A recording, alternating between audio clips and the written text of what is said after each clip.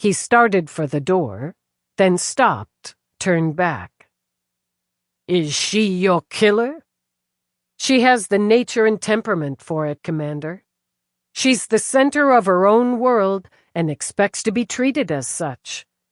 A slap back by the court wouldn't hurt. But no, sir, I don't think she killed Aaron Albright." "I'm sure that will be a relief to the Lopez family and the mayor."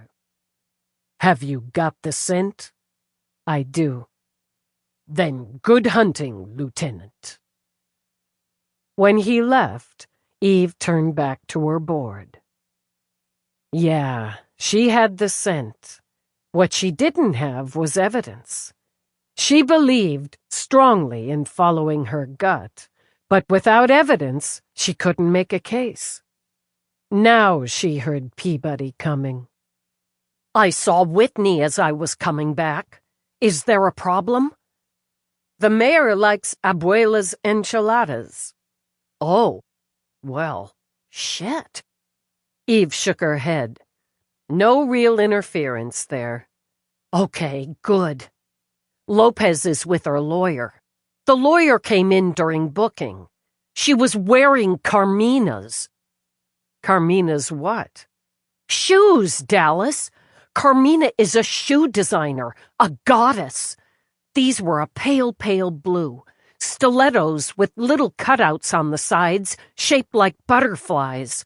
They're gonna run like $5,000 easy." "I'm just thrilled to have a report on the lawyer's footwear." "It's relevant," Peabody insisted. "If you can afford Carmina's, and you're wearing a suit that looks like it came right off the runway in Milan, you're probably really good at your job." "She'll probably bounce with community service and anger management." "That seems fair." "It would be. Unless she pulls a judge who decides to dismiss the charges. There should be consequences, but that's not our department. We did our job." "Yeah, but she didn't kill Aaron Albright." Eve gestured to the desk chair. "Take the chair. I'm not ready to sit yet." And she programmed coffee for both of them. "Why didn't she kill Aaron Albright?" "Logistically," Peabody began, "it would have been tricky. Not impossible, but tricky.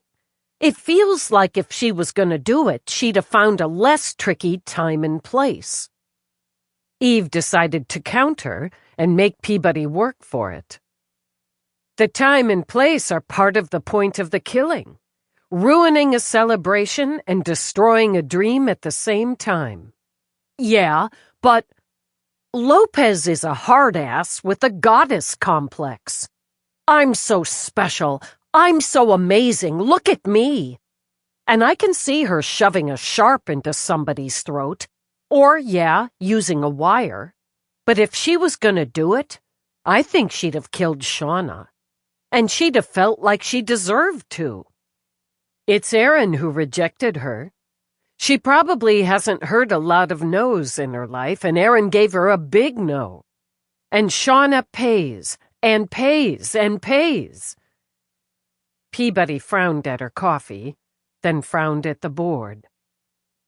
"Yeah, but the way she broke down an interview, what she said, how she said it, I really believe she loved Aaron, or honestly thinks she did.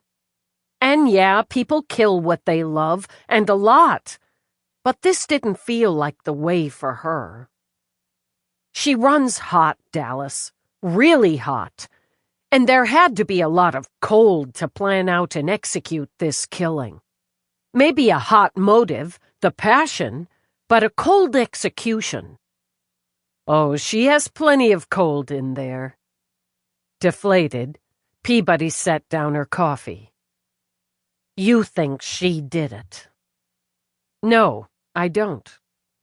Peabody looked up again, blinked. "You don't? Why?" "For all the reasons you cited, and a couple more. If she killed Aaron, where's the murder weapon? She didn't have it on her. It wasn't in the club. Sweepers went through dumpsters and recyclers, circled the block on that, which she'd have had to do if she had a bloody garrote on her.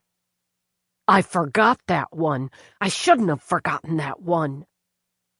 She could have ditched it somehow, snipped the wire to pieces, flushed. Had to have handles, but it's possible she found a way to destroy and dispose. Possible, but that's a lot of thought. And it would have taken more time. Then she's going to walk back into the club, slip in without notice, and keep partying? Eve shook her head. I don't see her pulling it off. I can see her trying, but failing. She's a performer, but that's her body, not so much her face. Something would have showed. If Crack didn't see something in her, Angie would have. She's got a sharp eye. Eve wondered, drank coffee. All of those points can, as I demonstrated, be countered. I hope she pays a price for what she did today, but she won't go down for murder. You think it's Greg Barney. I know it is now. Turning, Eve studied his face on her board. Attractive, well-groomed, well-dressed, an easy, friendly smile. He smirked. Sorry, what? He smirked? At Lopez today? No, not at Lopez. At Shauna. Between the slap and the punch. Lopez goes after Shauna verbally. Everybody's shocked, but he's fascinated. There were a couple more fascinated, and a couple of angry reactions. Angie, for instance, was pissed. Then the slap. Certain of her ground, Eve turned back around. You've got that split second, that, Eve snapped her fingers. Everybody's holy shit, or what the fuck? But he smirked. He's looking right at Shauna with that red blaze from Lopez's hand across her cheek, and he smirks. Like, yeah, nice job. He covered it fast. He's got a good mask, but I saw it. Smirked, and you bet your ass he had to swallow a laugh. Are there counterpoints? Oh, plenty. Involuntary reaction, nervous twitch. Eve shrugged, but he enjoyed that moment.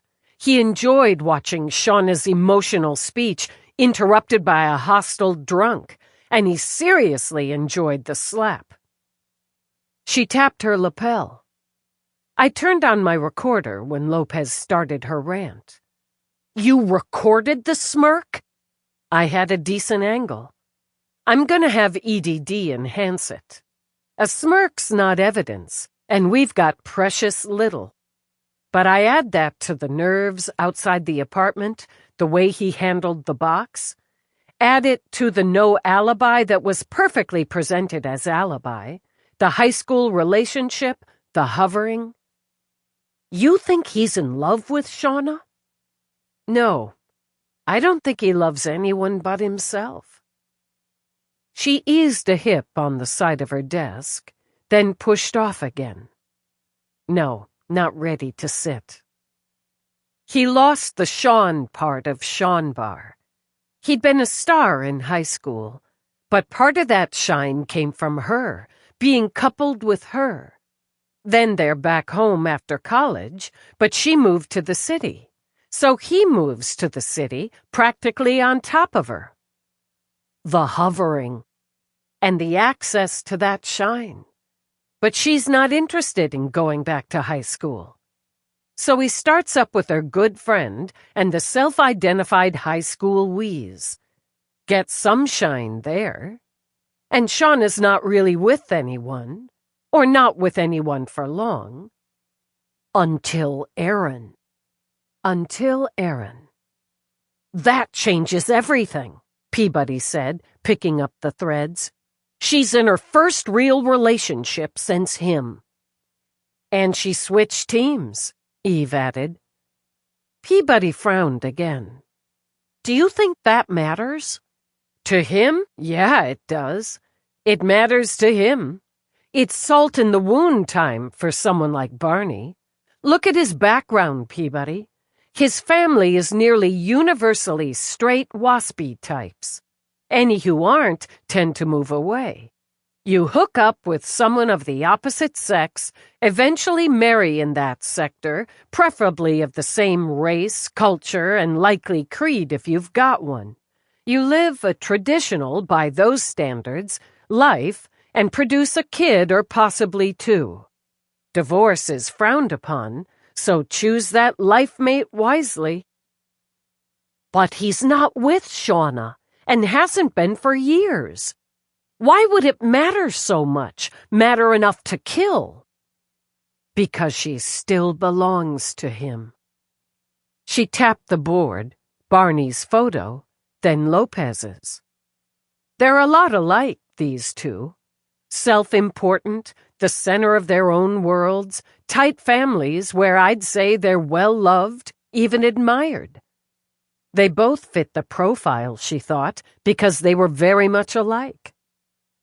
Both of them used to getting their way. Instead of letting it play out, hire a fancy lawyer and let it play out. Lopez's mother whines to the mayor. The fucking mayor, when her daughter gets busted for being a raging, violent asshole. I'm betting if Barney hit any bumps along the way, his family found a way to smooth them, too. Appearances, Peabody said. Looks. Status. Those are top priorities for them. Yeah. Thoughtfully, she nodded. Yeah, both of them. And they were both sort of stars in high school, right? She had all those write-ups about her dancing, and he was part of the couple. And neither of them had the same shine in college. Smaller fish, bigger pool. Still, they're entitled, both of them. She's got family money behind her, but he does well enough. They're both attractive and wouldn't have trouble with those hookups. Except for her, Aaron, Peabody added, and for him, Shauna. Exactly. For her, I don't think she realized how deep her feelings were for Aaron until Aaron was dead. So it starts with jealousy. With him, it's pride, not passion. If he wants Shauna back, it's not love, not lust, not passion. Straight pride. He may actually feel some of the love, lust, passion for Becca. She pretty well suits his needs. But he doesn't feel enough to let go of the shine. Eve eased the hip on her desk again, and this time stayed, let out a breath. And none of that's evidence. None of that builds a solid case. So the question is, how do we prove it? How do we prove it? Eve echoed. I thought leaving the case was a mistake, panic, or just stupidity. But I'm more convinced than ever that was deliberate, a part of it. Shauna had to pay, too, for bruising that pride. She pointed at Peabody. What do you want to bet? Shauna shared that dream with Barney back in high school. Their dream honeymoon. No bet. Peabody scooped a hand through the air. It slides right in. It's the salt in the wound again for him. So he gives it right back to her. Fickle bitch won't be going to Maui now. It's just mean. Yeah. And again, the mean's part of the point. He had the motive, means, and opportunity. Aaron gave him the perfect opportunity. Here's a difference between him and Lopez as I see it. Lopez would have waited Aaron out. Sure, the relationship, even tied up in marriage, wouldn't last. He couldn't wait. Because, for one thing, it's a personal insult. Now Eve smiled. There you go. He had that weapon ready. Maybe planning to kill her before the wedding. Maybe at the damn wedding. But the Maui thing, that couldn't be tolerated. Plus, perfect opportunity. She pushed off the desk to pace again. Erin asks him to help her with the big surprise because she trusts him. Why wouldn't she? He's not so much part of the tribe, right, but of the circle. He's Shauna's good friend. He's Becca's cohab. He's not going to the party. Girls only. So it'd be easy to get him the case, the swipe, give him what she thinks is the basic timing. Just come in the back way. And he's, okay, sure, no problem. The good friend, the good guy, all happy to help. Slip in, do the kill. Need to take her link, as there's some communication on that, but he's going to stage a robbery anyway. Shouldn't have picked a place like the D&D. That's insulting, too. A sex club? That's not the place for Shauna. He covered himself well. Closed the shop himself, so we have that security footage. Meet a mutual friend at a place he's known. Buy the damn flowers. Then go home, bide your time, turn on the screen. Peabody picked up the threads again. Make sure it's programmed for something you can say you watched at the time of the murder. Take the case, the weapon, and have a short walk in the rain. He has to let her know he's there. Send a quick text or get one, because he'd still have the swipe. She slips away, a little drunk, a lot excited, and he's right there. He has to move fast the minute she shuts the door. It's easier than he thinks. She could see it. She could fucking see it. Easier, quicker. It's horrible, all that blood, but it's done. Take the link, the little bit of jewelry, leave the swipe and get out. He could have walked for blocks to ditch the weapon, Peabody added. The link and jewelry, too. Not too far, but far enough. He has to be home when Becca tags him. He needs to be home so she can say he was home when the body's discovered and she tags him. You have to be right about the communication on the link. If we can just cobble together enough probable cause to look at his... If he's smart, and he is, he'd have destroyed it and gotten a new one. Contact Mira. See about getting me a consult. I want to run all this by her. I need to finish the report on Lopez, and I want to swing up to EDD. EDD? I want Feeney to take a look at the smirk. I'm not basing the investigation on that, but it was the capper. Meanwhile, do a search for people who graduated with him and the two women. Get impressions. Hey, that's a good angle. I'll be all over it. Eve sat, finished the report. She spent a little more time on her notes, laying on her very circumstantial evidence against Greg Barney. She took the glides to EDD. Less crowded, more thinking time, then walked into the geek carnival of EDD. Color, movement, sound. Everyone jiggled, pranced, or shook in their bibs and baggies, with the stripes, checks, swirls thereon, making constantly changing patterns. E-speak rolled like a strange foreign language. She spotted McNabb, air boots shuffling, bony hips tick-tocking, red-streaked blonde tail of hair swaying. She turned to the brown and beige sanctuary of Feeney's office. He sat, worn brown shoes crossed on his desk. With his explosion of ginger hair, wiry with threads of silver, a wild crown on his head, he tipped back in his wrinkled shit-brown suit, baggy eyes closed in his hangdog face.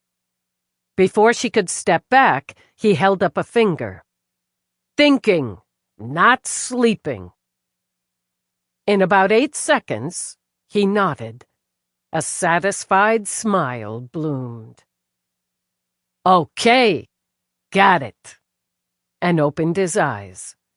He got up, walked to his wall screen. He held up another finger, just wait, then changed the position of some lines of code or equations or whatever the hell she couldn't have translated with a stunner shoved in her ear. And there it is. He swiped something else she could interpret as save, copy, send.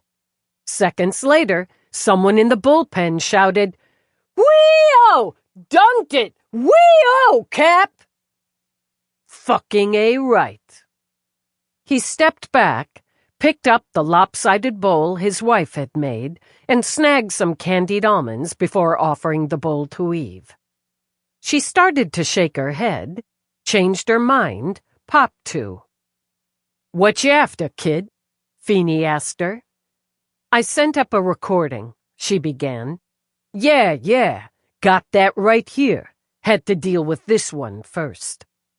He went back around behind his desk, manually brought the recording on screen where she'd cued it. "The redhead's about to get clocked by the brunette," Feeney observed. "Yeah. The guy, off to the left, behind the redhead, beside the blonde. Reddish blonde. Strawberry blonde. Essentially a redhead," she realized. He went from one redhead to another.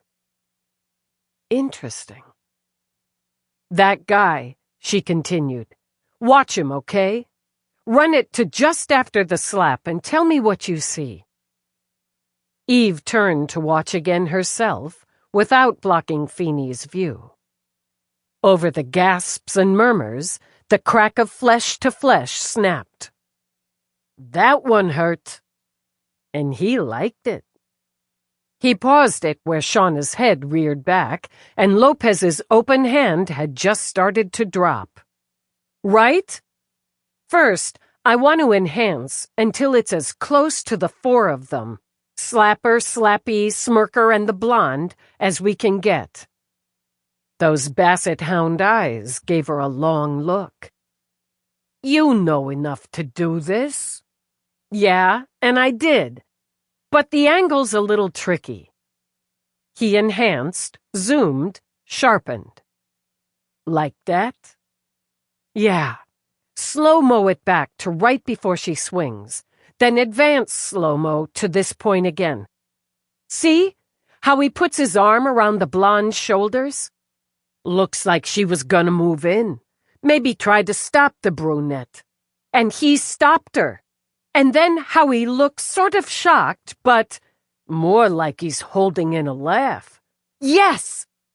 Vindication had Eve mentally pumping her fist.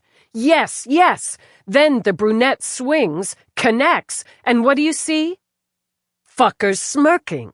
He's smirking. Now, if you're at a memorial for the fiancé of one of your oldest, closest friends, do you smirk when she gets clocked? Hell no. Feeney zoomed out again, then ran it back. See the guy on the right? He's pissed and moving in. If he'd gotten there before the brunette took that swing, she wouldn't have taken it. I need a copy of the zoom and enhance. Then if you can do the same with his face, the smirking fucker. Feeney nodded, worked his magic. This is the one who killed the fiancé? I can't prove it yet, but I'm damn sure of it. Good-looking face. All-American boy. When it smirks like that, it's punchable. As Eve studied the enhanced close-up, Detective Calendar strolled in. Hey, Cap! Sorry, Dallas, didn't see you. I'll swing back. In her orange bibs, and a tee that looked as if someone had tossed green paint on a white canvas, she started to step back. Hey! I know that doozer. Where do I know that doozer? Eve remembered the word, Dick, loser, and sent Calendar a sharp look.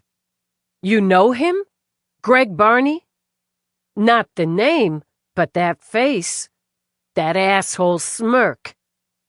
Check it, she said, and lifted a hand.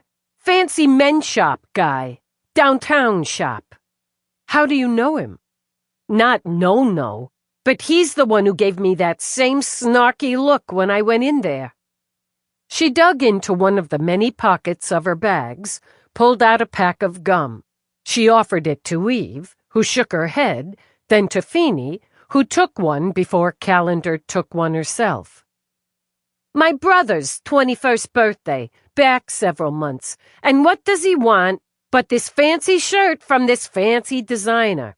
Seems this place was having a sale, so I poke in. And this guy, he's watching me like I'm gonna grab shit up and run for it. She shrugged, tossed her short, streaky dark hair. So, okay, I don't look like most people who shop there. Then, when I find the stupid shirt, it's just a freaking tee, but it's got the fancy guy's label on it, which means they can charge 10 times as much, and I hold it up to check it out. He comes marching over. Tells me how they prefer people don't handle the merchandise. I say how I'm thinking of buying it, and is it on sale? Snapping her gum, she slid her hands into her hip pockets. He gives me that look right there. Like I'm a bug, and he's the boot that's gonna really love squashing me. He says how that designer never goes on sale, and how I should try the L&W for a more affordable knockoff. He pissed me off so much I bought that damn shirt full price. But my brother freaking loves it, and it was his 21st. Calendar smirked back at the smirk. Is he a Vic or a suspect? Suspect. Hope you nail him good and hard. That's the plan. Can you copy all that for me, Feeney, and send? Already did. Thinking time, he told her. Take some. Yeah, I'm going to, soon as I can. Thanks. You too, Calendar. As she started out through the color, movement, and sound, her link signaled. She pulled it out as she went, scanned the text from Peabody. Mira just got a window. She can give you about 15 if you go now. On my way. Keep pushing on the high school angle. Move to college if possible. Back in 20. Movement, she thought as she hopped on a glide. Calendar had given her a new perspective of the man his friends described as a nice guy, a helpful guy, an average guy. There would be other perspectives, too. Maybe enough when they put them all together that would give her some buttons to push. Chapter 20. The dragon who guarded Mira's office didn't look very pleased when Eve strode in, but she tapped her earpiece. Dr. Mira, Lieutenant Dallas is here. Yes, I will. Go right in. She slanted Eve a look. You're on the clock, Lieutenant. Understood. Eve gave the door a quick knock, then stepped inside. Mira already stood, programming what Eve knew would be tea. She wore a slim, plum-colored dress with a short white jacket and heels that merged the two colors with tiny checks. A gold chain with little flat pearly discs draped down the purple bodice. Even smaller pearly discs dangled with purple ones from her ears. It never failed to amaze Eve how Mira managed it. I had a couple minutes to look over your report, Mira said, as the flowery scent of the tea wafted into the air. I appreciate it. It's interesting. Have a seat. Eve took one of Mira's 2 blue scoop chairs, accepted the tea in its fancy cup. Mira tucked a strand of mink-colored hair behind her ear and took the other. I found your side notes even more interesting. I sometimes wonder if you're bucking for my job." "Not hardly," Mira smiled. "You'd be good at it. But then part of being a good investigator is understanding who and what people are." Chichi Lopez, definitely narcissistic tendencies, but much of her sense of self-worth is tied to her physicality, and more narrowly, her sexuality. A difficult woman who uses that physicality and sex to attain what she wants: attention, approval, admiration. Mira sipped some tea. It may be different with her family, but in her other relationships, emotions, genuine emotions, have played little part.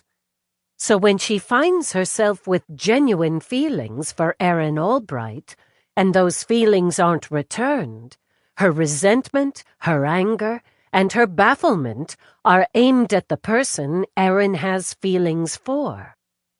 Not at Erin. That's not my read, no.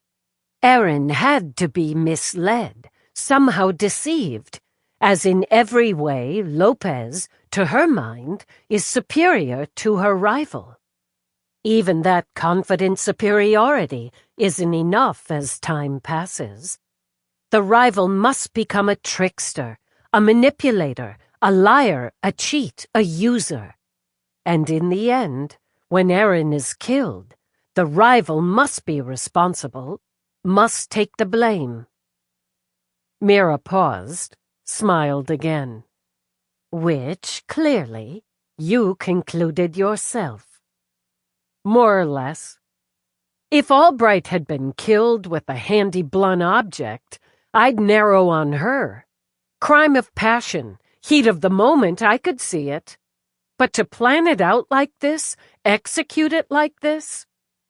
If Honeycutt was the victim, again, I'd narrow on Lopez. I absolutely agree. So, Greg Barney. I'd like to add something I just learned via Detective Calendar. Eve relayed the story. Hearing that story didn't surprise you, Mira commented. No. You either. No, but again, some of our work runs in the same lane of human behavior. He enjoys his social standing, again as he sees it.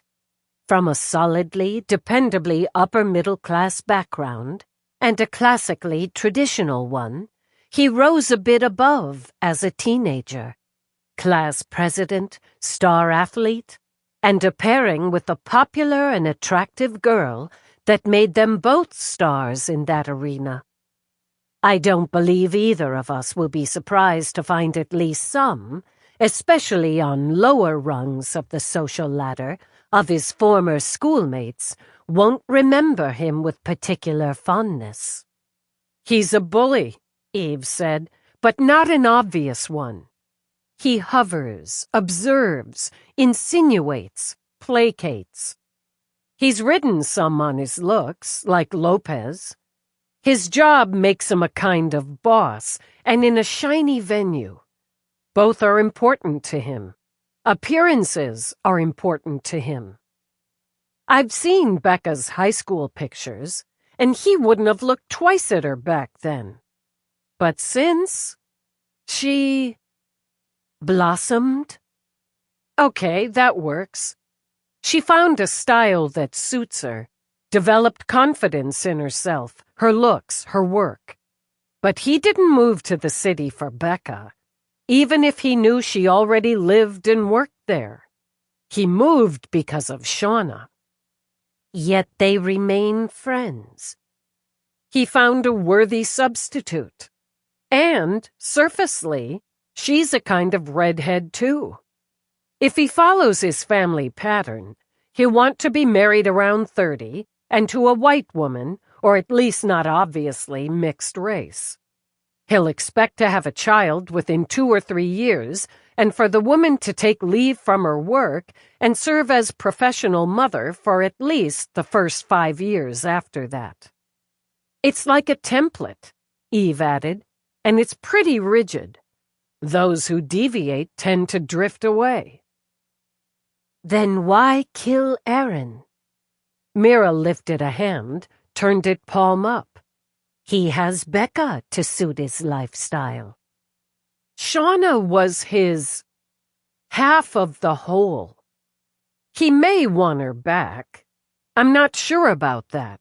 But she was his, then she wasn't. Like with Lopez, her relationship with Aaron might have triggered feelings. It was one thing, at least acceptable, since he had Becca, for Shauna to sleep with attractive men. But she deviated from the template. And whose fault is that? Yeah, has to be Albright. Manipulating, using, and so on. Not half of the famous Sean Bar. He manages. Not just the men's store, but people. And Shauna moves out of that scope. She can't be managed when she's marrying someone who doesn't fit the pattern. And what about the years they were together?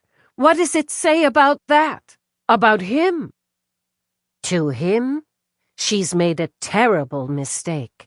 She'll not only ruin her life, but smear their history together, diminish it, and him.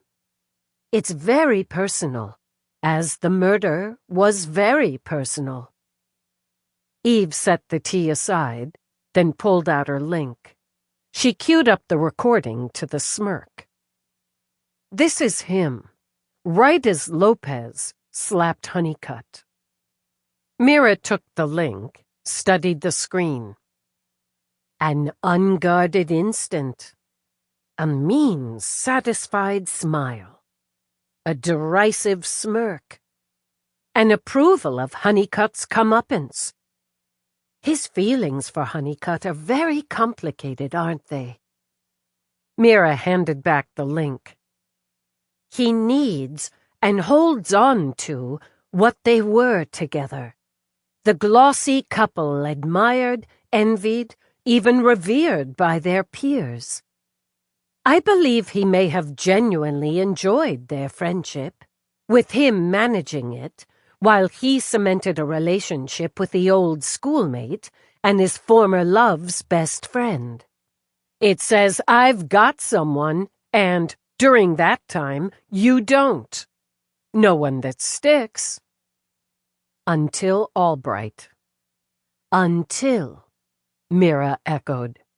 He may have been somewhat amused initially, then appalled when it became clear the relationship was serious.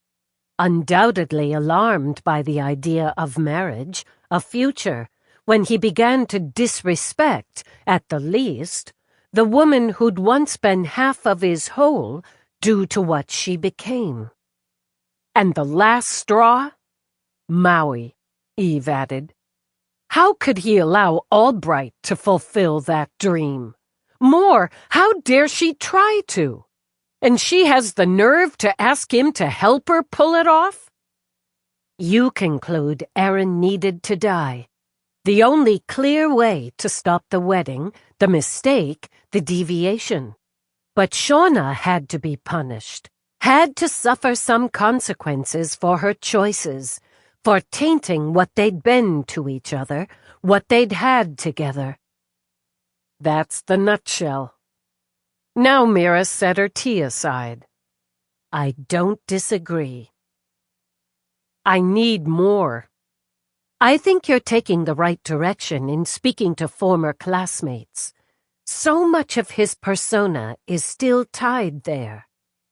You might dig up some former staff. Current may not wish to speak frankly about his attitudes on the job. I'll do that. And when you interview him, when you're ready to, make him angry. I have a knack for that. Mira's smile flashed, made her eyes sparkle. You do. It's a gift. insult that self-worth, the hidebound traditions, the high school hero status. You'll need to push for an unguarded moment like that smirk. Pry that open. I'd be very surprised if the rest doesn't fall. You think he did it too. I'm reading your reports and notes, and you certainly lean there. So that's a factor, but I believe he's earned his place as your prime suspect. When Mira's personal link signaled, Eve started to rise. Mira gestured her down again as she took the link out of her jacket pocket. It's Dennis. 1 second. Hello, Professor. Dr. Mira. Just his voice had Eve going soft inside. She could see him in her mind's eye, the sweet face, the soft green eyes and must-gray hair. Say hello to Eve. She's with me at the moment. Hello, Eve. How are you? I'm fine, thanks. Not just soft, she had to admit, but a little bit gooey inside. I was just leaving. Oh, not on my account. I just wanted to let Charlie know I fixed the leak. Did you? Mira's smile broke out again. You're so clever, Dennis. No more dripping and no need for a plumber. And since it's a good night for grilling, I'm marinating some ribs. That sounds perfect. I should be home on time. I'll be here, waiting. We'll have some wine, won't we? I just have to find the corkscrew. It's never where I think it is. Second drawer, right of the stovetop. See you soon. It's never soon enough. Goodbye, Eve. Enjoy the rest of your day, and best to Rourke. Bye, Eve murmured. Mira slipped the link away again. Dennis gets a bit antsy toward the end of summer. He only teaches 1 class in the summer term, and he likes to think he's handy with tools around the house. Sometimes, surprisingly, he is. Other times... With a laugh, Mira rolled her eyes. Oh, the chaos, the cursing. But the man's a genius with a marinade. It's lovely to know I'll go home to wine and a good meal. It is. Rourke might not be a genius with marinade. She didn't think either of them knew the first thing about marinade, but he always made sure she had a good meal. I need to get back to it. Thanks for the time and the insight. I think you had more than enough of your own in this case. It helps to have some confirmation. I know he did it, she said as she rose. I know how he did it, and if I don't have all the why, I have most of it. Make him angry, she repeated. I don't think I'll have a problem there. She started for the door, paused with her hand on the knob. It's nice, being married. This time, Mira simply beamed. Yes, it is. The right life partner makes all the difference. Wasn't it clever of both of us to choose so well? I used to think I didn't choose so much as tripped into it. You don't trip, Eve. Well, not very often. When she left, she got the gimlet eye from the admin that suggested she'd gone over her allotted time. Probably had, she considered, as she kept right on going. But it had been worth it. Former staff. A good angle. Make him angry? She'd have done that anyway, but it was a solid tip to do that as quickly as possible. When she walked back into homicide, Jenkinson, his tie, and his partner were missing, as were Baxter and Trueheart. Santiago and Carmichael huddled at his desk. Eve hoped they consulted on a case and weren't making a bet that Santiago would surely lose. Peabody signaled her. Jenkinson and Reinecke caught one. Baxter and Trueheart are with the suspect in Interview A, and I talked to some former classmates. Actually, 3. 2 were full of Sean Barr and how Barney was such a star on the field and an inspiration otherwise. But then I got an earful from a Julian Prouder. Fill my ear. Okay. He was careful at first. High school. Who remembers? Who cares? But then it turned out he remembered a lot and cared a bunch more. Let's see. She pulled her notes, though Eve could tell she didn't need them. Puffed up prick. Stuck up jerk with a stick up his ass. More than happy to narc on a fellow student for any infraction, but kept it down low. Any guy who so much as looked at Shauna too close became a prime target for just that. He said Barney would wait and watch for a misstep, then pounce. Apparently Prouder wasn't among the best dressed in that era. Family of 3 boys, and he was the youngest, so hand-me-down time. He said Barney liked to sneer and snark at him about his clothes, but again, down low, because he liked to pretend he was above the fray.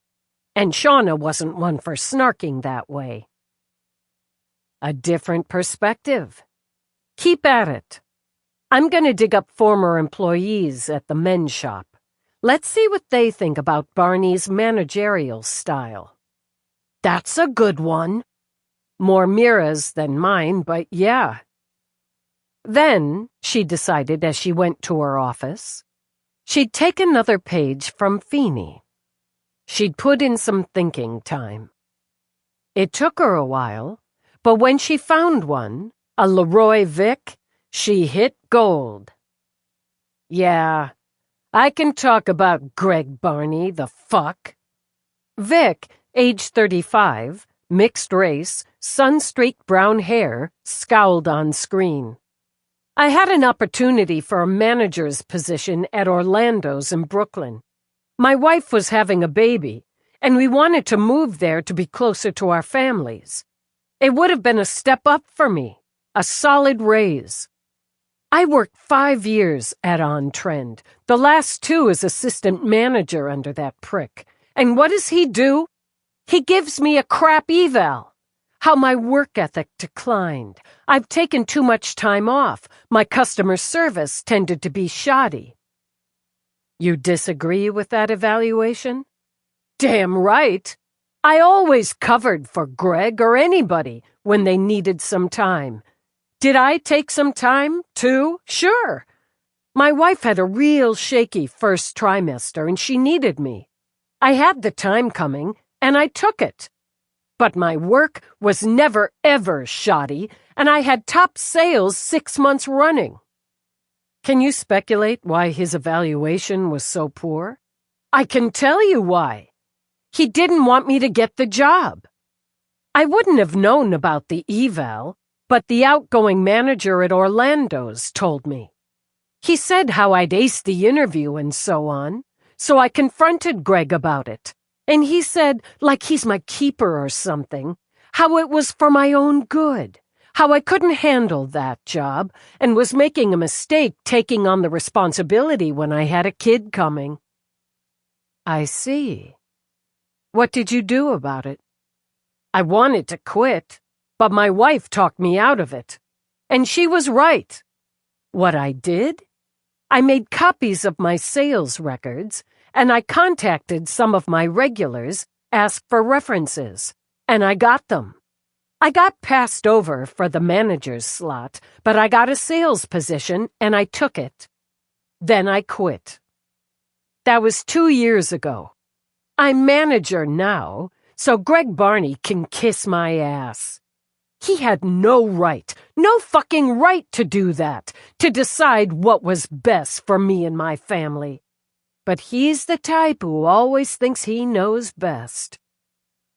I appreciate your input. You ought to talk to Charlene Wilson. She was in sales, and he pushed her out, maybe a year and a half ago. Would you have her contact?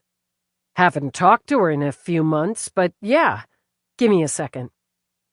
Muttering to himself about Barney, asshole, prick, bullshit eval, he dug it up, gave it to Eve.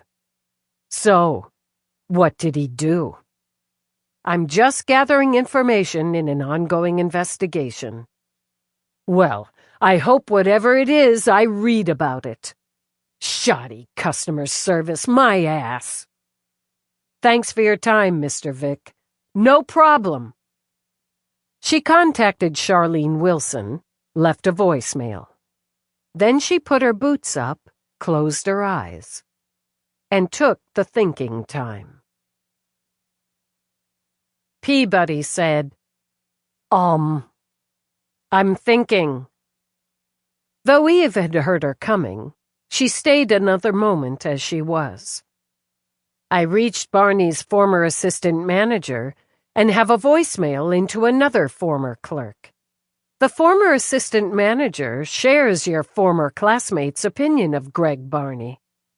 Eve pointed to the AC, then opened her eyes. As Peabody programmed coffee, she relayed Leroy Vick's statement. That's a crappy thing to do. It is. But more, it fits the I'm gonna screw up your life for your own good routine. I hit another who said he got the shit kicked out of him in high school, not by Barney, but because of him. With her coffee, Peabody eased very, very carefully onto the ass-biting visitor's chair. One of Barney's teammates got suspended from school and the team when someone reported he had a couple zoner joints in his locker. Since the teammate was going hard after Barney's team captain position, the guy figured Barney for the squealer.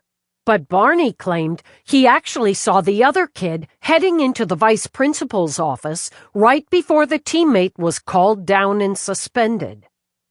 Peabody shifted, again very, very carefully. You have to figure the guy's got no reason to lie about it now.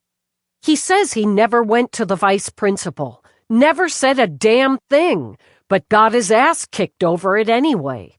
He figures Barney turned it on him because his locker was next to zoner guys and he was a member of the Clean Teens Club.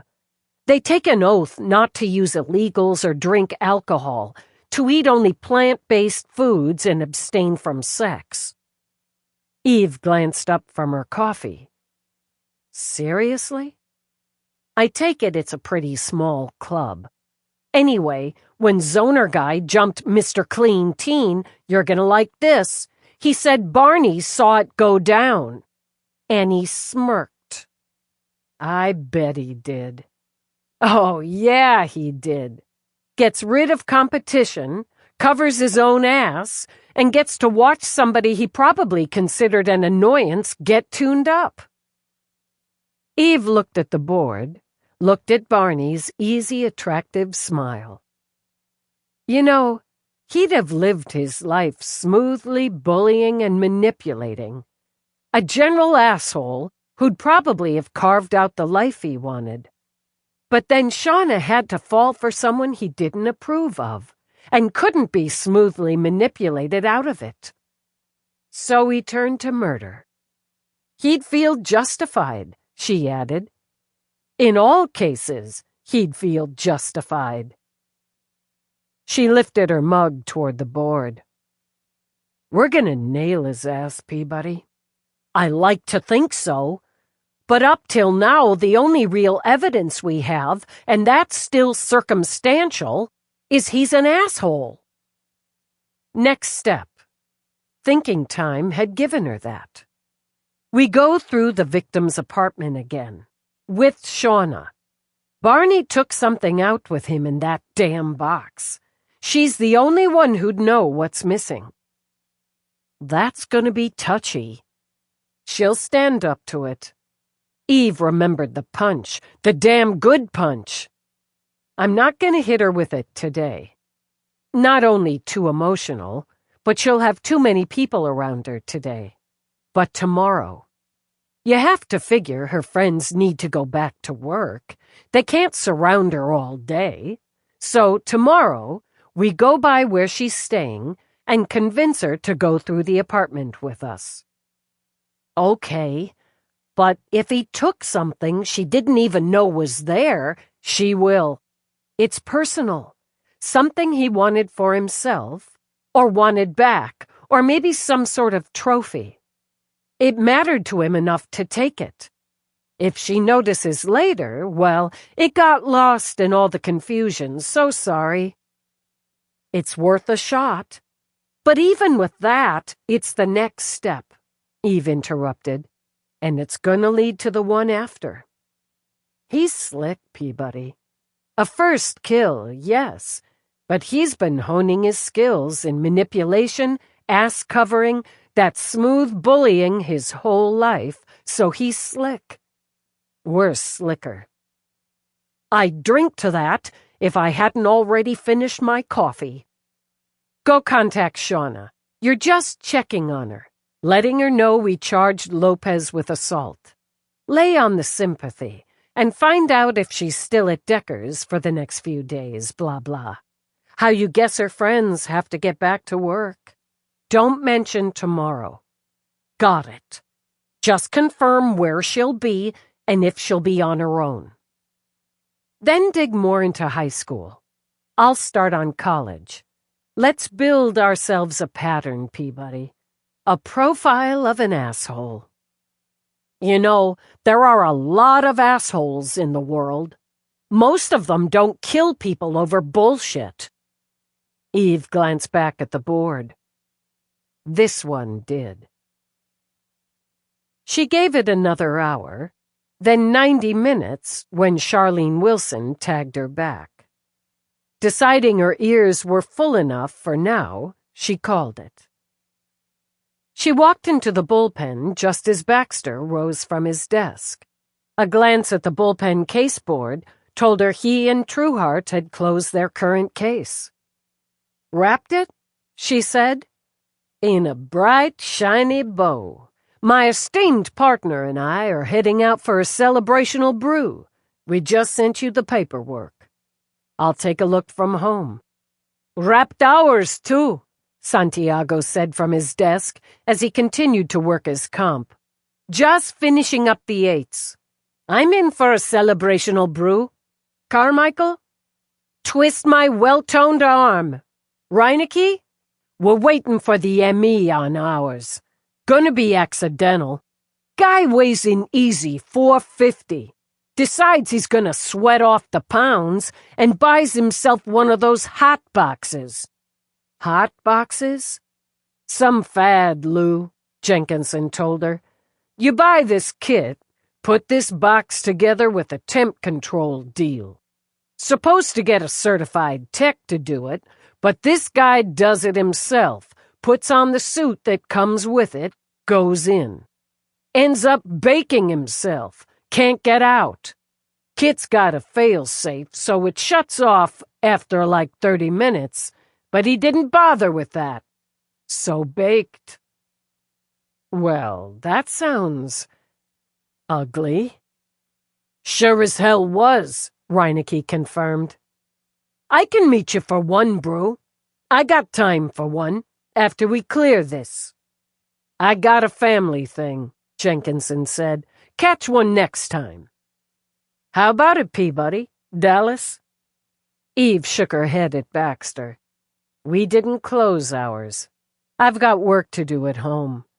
Peabody, go home or go catch a brew. The blue line? She asked. I'll see if McNabb's up for it. Meet you if he is. Shauna's still at Decker's, Dallas, and everyone's got work tomorrow. She should be alone by 9:30. Then we'll go by after 9:30. I got a couple more statements. I'll read them at home. Take off. Good work, she added to the rest of the squad, and headed out. She could see the steps toward closing out the case. But until that first step, The rest continued as speculation. Right now, she wanted home. Some quiet. Some mind-clearing time. A stupid murder, she thought, and found that single point infuriated her. Selfish, ugly, cruel. But she expected those elements in any murder. The stupidity of the motivation stuck in her craw. And not over a high school girlfriend, she thought as she pushed through traffic. Not that, not really. It was more, and it was deeper than that. It came down to the need to direct others' choices, to open or block the life path of people connected to him. An ordinary man, really. An average sort of guy with an average sort of background, income, lifestyle.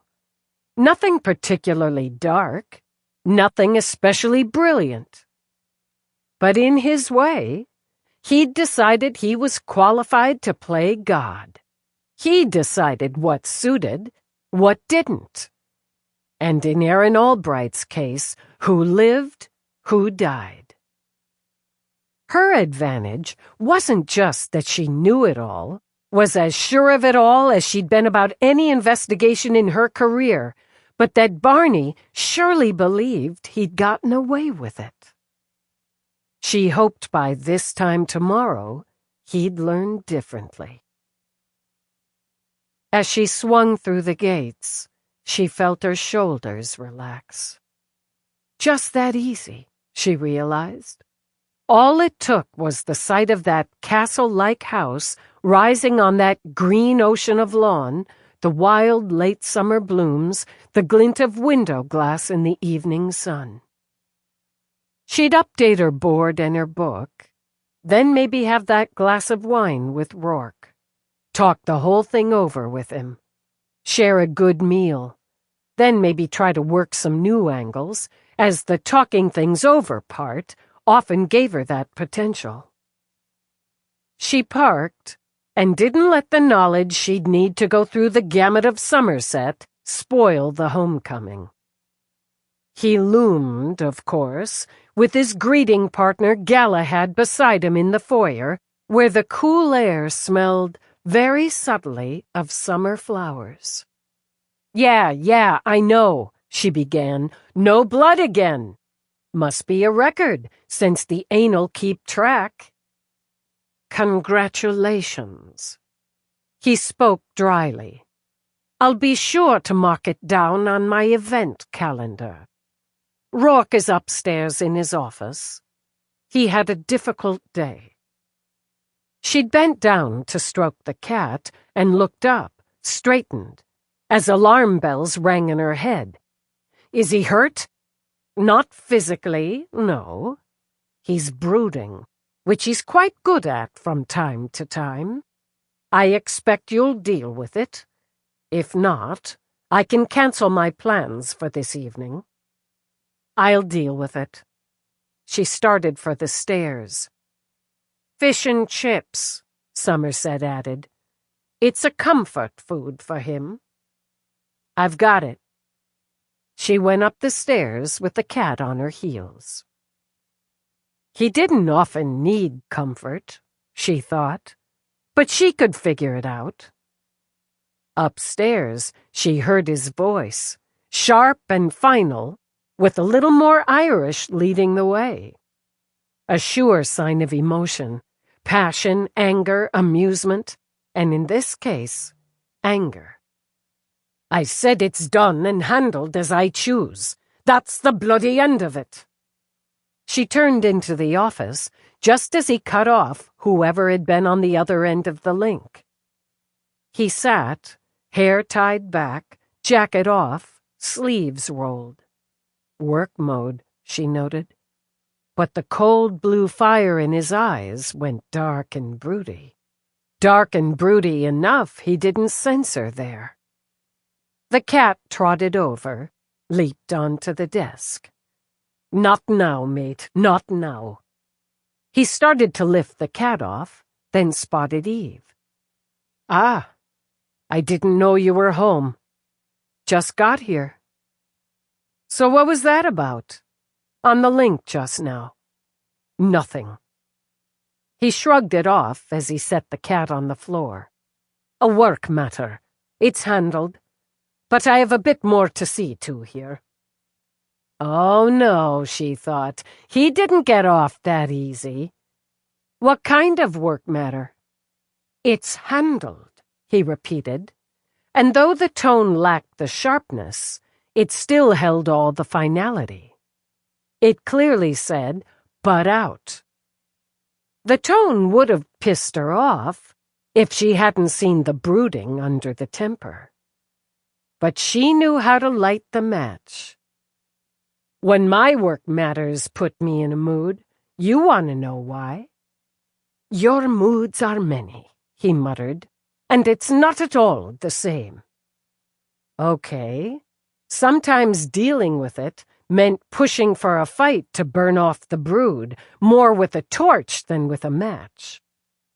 Oh, because your work's so important and beyond my limited scope with me just being a cop and you being the great and powerful Rourke. Now she quotes from classic vids. He shoved up. It wasn't the icy fire in his eyes, but all heat. I asked a simple question, she tossed back. Instead of a simple answer, you lob insults. I stated a simple fact, but take it as you will. Now, for feck's sake, give me a bit of time. Christ knows I give you all you need there. Go deal with your board and scour your daily notes and leave me to this. She said simply, no. The cat, who'd watched the exchange, decided to desert the field and jogged out the office door as Rourke rounded on her. This is my bloody space, for my bleeding business, so move on to yours. This has nothing to do with you, so go see to your own. You are my own. With that, she watched the anger drain out of him as if she'd turned a tap. Fuck it all. When he dragged a hand through his hair, when it wasn't ice or fire or brooding in his eyes, but desolation, she stepped to him, put her arms around him. Tell me. He lowered his forehead to hers. I had to fire someone today. Someone who's worked for me a decade. Who? You know her a bit, I'd think. Alice Avery. Eve did a quick run through her mental files. Okay, yeah. She's been to the holiday parties. Why did you have to fire her? She stole from me, which is a haughty ledge for a thief to stand on. No, it's not. And former, she reminded him, laying a hand on his cheek. As if that wasn't enough, she tried to throw the blame on someone else to save herself. She could have come to me. He drew away to pace to the window and stare out. Why didn't she come to me when she found herself in a squeeze? What squeeze? All that came out, didn't it? Too late.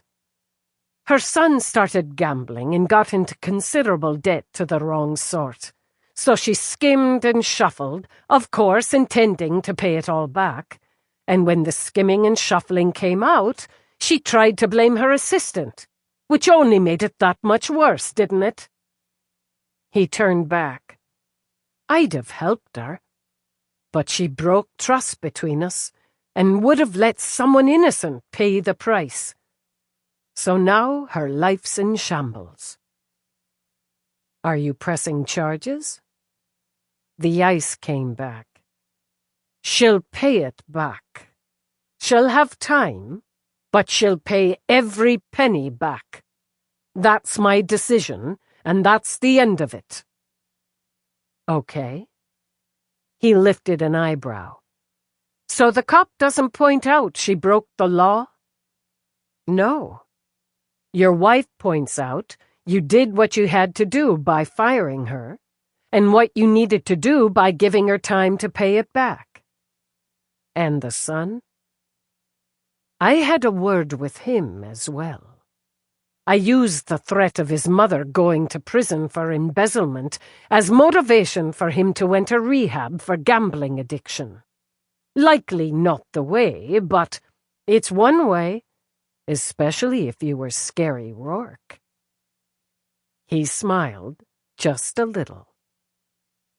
I suppose I was at that. I was fair pissed enough to be. Others don't fully agree with my decision. Others aren't the boss of you. If it counts, I agree with it. It counts a great deal. Bugger it. It counts a very great deal. And I'm sorry for my vicious mood and slapping at you when you offered to listen. I'm not the only one whose moods are many. He smiled again, just a little more. I suppose you're not. I love you, Eve. It's a good thing I love you back. Enough that I'm gonna take care of dinner, which we're gonna eat on the patio. It's cooled off enough, and we could both use it. That sounds like a very fine idea. Thanks for it. Chapter 21. She changed into a breezy tank and shorts, and he into a t-shirt and casual pants. The August heat lurked under a sluggish breeze, but that, Eve decided, was summer. The patio pots and planters appeared to agree, as they stood lush with color and scent, while the sky held a bold and arrogant summer blue. She figured if the alternative had been starving to death, she could figure out the grill. But under the circumstances, she took Somerset's advice. She set out fish and chips, added some brown bread and butter, and switched out wine for Guinness. Rourke took one look at the patio table and kissed her cheek. "Well, now, this is perfect, isn't it?" He sat, lifted his glass to her. "Here's to you for knowing when and how to piss me off." "It's a skill." She took his hand, squeezed it before she lifted her own glass. "And you're smart enough to know when your head's clear again, you did her and her son a favor." "A favor, is it? You could have pressed charges, or you could have kept her on, made her pay the money back, but kept her on. You'd have considered both." "I did, yes. But neither of those would have helped her or her son. In her case, doing time wouldn't have accomplished much, and keeping her on? You'd never have trusted her again, and she'd know it. So she starts over from now. She fucked up and has to deal with the fallout. And that's a favor to her. If you don't have to deal with the fallout, it's real easy to fuck up again, and it gets easier to fuck up on purpose because why not?" With a shrug, she rained salt on her chips. "She worked for you for a decade. You invited her into your home, so she's not an idiot or a career criminal. She'll remember what she did every time she makes a payment back to you.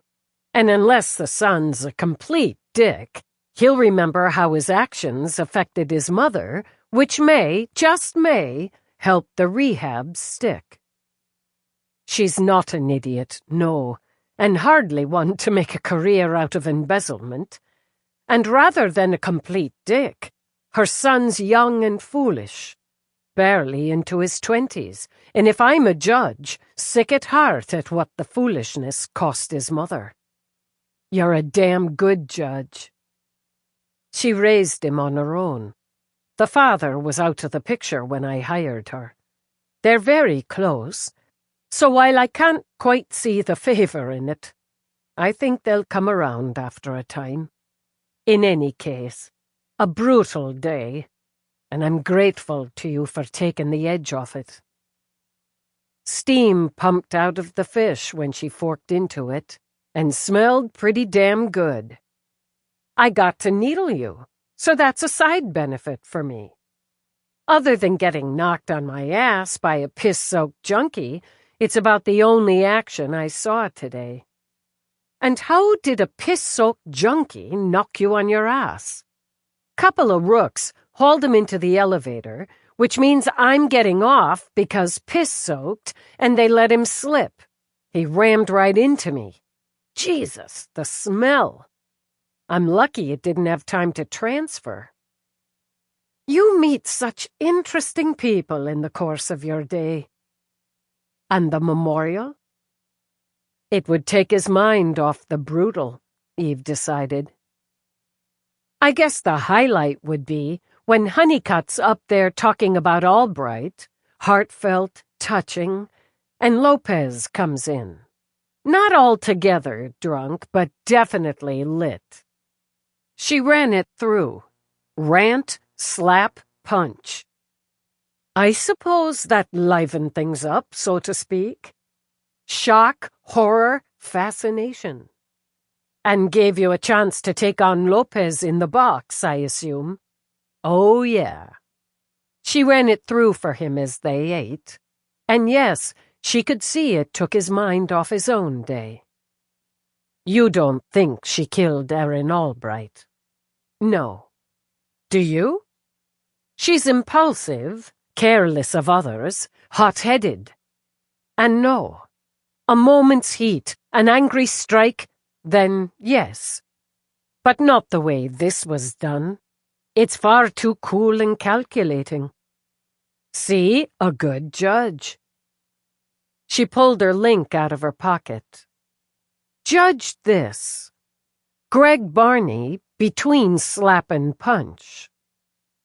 Rourke took the link, studied the screen. He looked at Eve and said, Ah. Yeah, ah. After pocketing the link again, she ate more chips. That's not the expression of a man, Mr. Nice Guy, watching his good friend and former sweetheart get clocked at her fiancé's memorial. So he's your man. Oh, he is. With any luck, I'll have him in the box tomorrow, and then in a cage. What else do you have? That single question, she had to admit, centered the problem. My gut, mostly, and personality. A kind of profile of an asshole. She ran her day through for him, as that day waned with softening light and quiet breezes. The last one I talked to, just before I left Central, worked under him at the shop. A woman, early 40s, married, 2 kids. She worked there part-time, and said he made a habit of saying how she'd make more as a professional mother, and how much better off her kids would be if she stayed home. There's another ah from me. She'd say how she liked working, being out in the world, and her kids were fine. It irritated her some, but she didn't think much of it. He also wondered, out loud, why she wanted to work in a men's shop. Wouldn't she be more comfortable if she insisted on working, putting in her time at a woman's boutique? Shit like that. She took the bread, slathered with butter, that Rourke offered, bit in. After a while, he started cutting her hours, hired another part-timer, a man, naturally. She took off for a school function with advance notice, but he wrote her up for it. Just continued to undermine her in little ways. Claimed some customers complained about her attitude, her service, which she said was bullshit, and I believe her on that. Eventually, she quit. Decided it wasn't worth the annoyance of dealing with him. And get this, he told her she was making the right choice for her family. More than a bit of a prick, isn't he, then? And calculating. Exactly. He takes his time, maneuvers and manipulates. No problem lying to get his way, or using his position as a supervisor to bully staff. Because in his world, he's right. He knows best. And if Shauna, whom he'd consider part of his world, won't do what's best for her, won't live as he believes she should and must, well, then he'll simply remove the impediment. And she'll need to deal with the results of her poor choices, won't she? A dead love, a broken dream, a slap in the face. Sipping her beer, Eve smiled at him. It's nice eating fish and chips with someone who sees it like I do. I can certainly see why you don't like him on a personal level, and I can see why you do like him as Albright's killer. Why don't you help me see how you intend to get him into the box, then into a cage? I can do that. Why don't we deal with these dishes? Then I'll do that while we take a walk. Now he reached for her hand. Darling Eve, are you making time for me? For us. A few things, not case-related. Did you know you're supposed to marinate ribs? Whose ribs? She laughed and polished off her beer. The kind you eat smothered in barbecue sauce if you've got any sense. In that case, I didn't, no. Why? Mr. Mira called when I was consulting with Mira. Apparently, he fixed a leaky faucet or pipe or something. Considering him, she frowned. Could you do that? I could, actually, and have done. Good to know. During their brief conversation, he said he was marinating ribs, and they'd have wine if he could find the corkscrew. You know how he is. I do.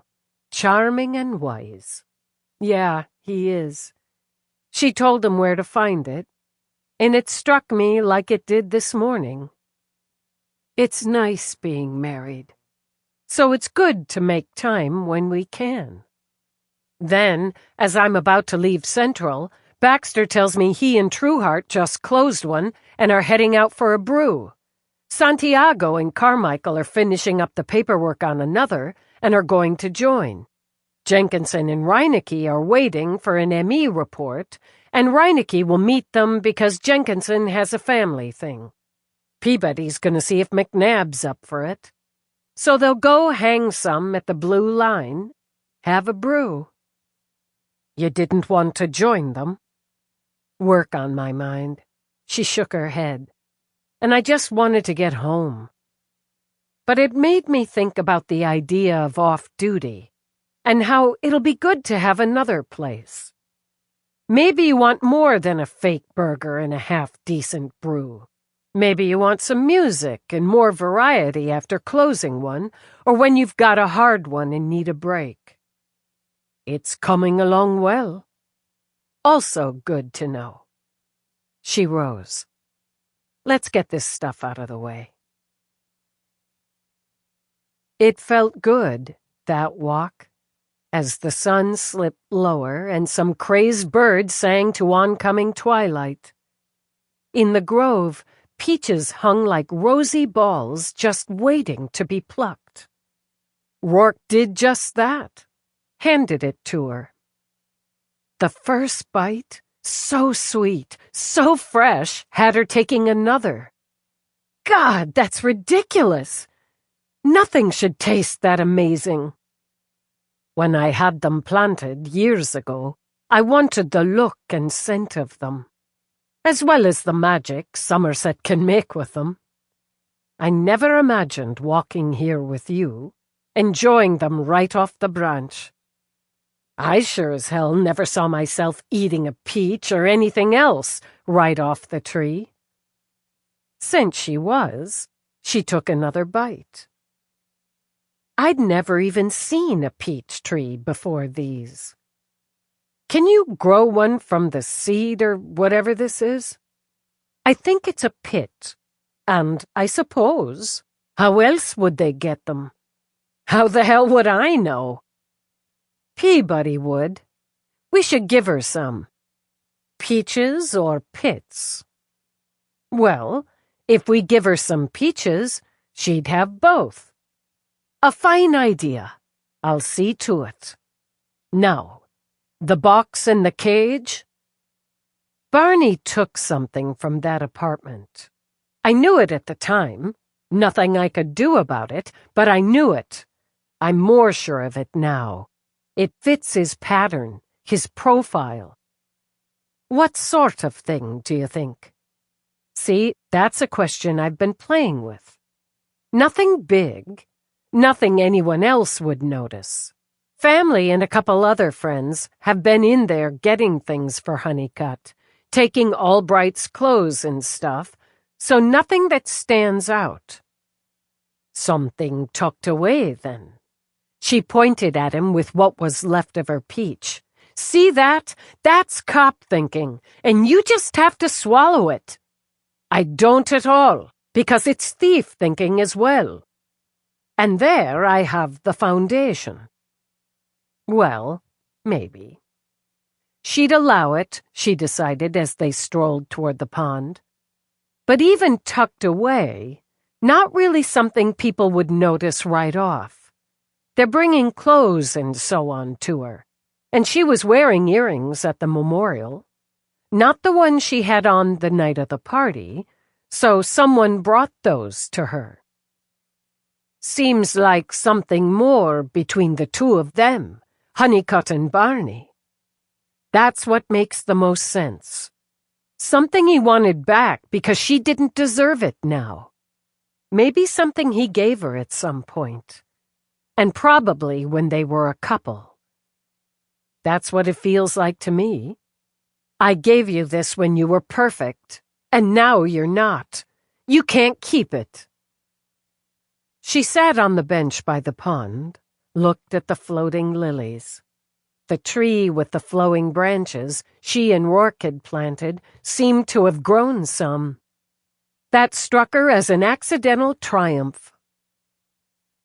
I could be off there. Could be something else. A note he wrote her. A photograph. Maybe even something Albright gave her that burned his narrow-minded ass.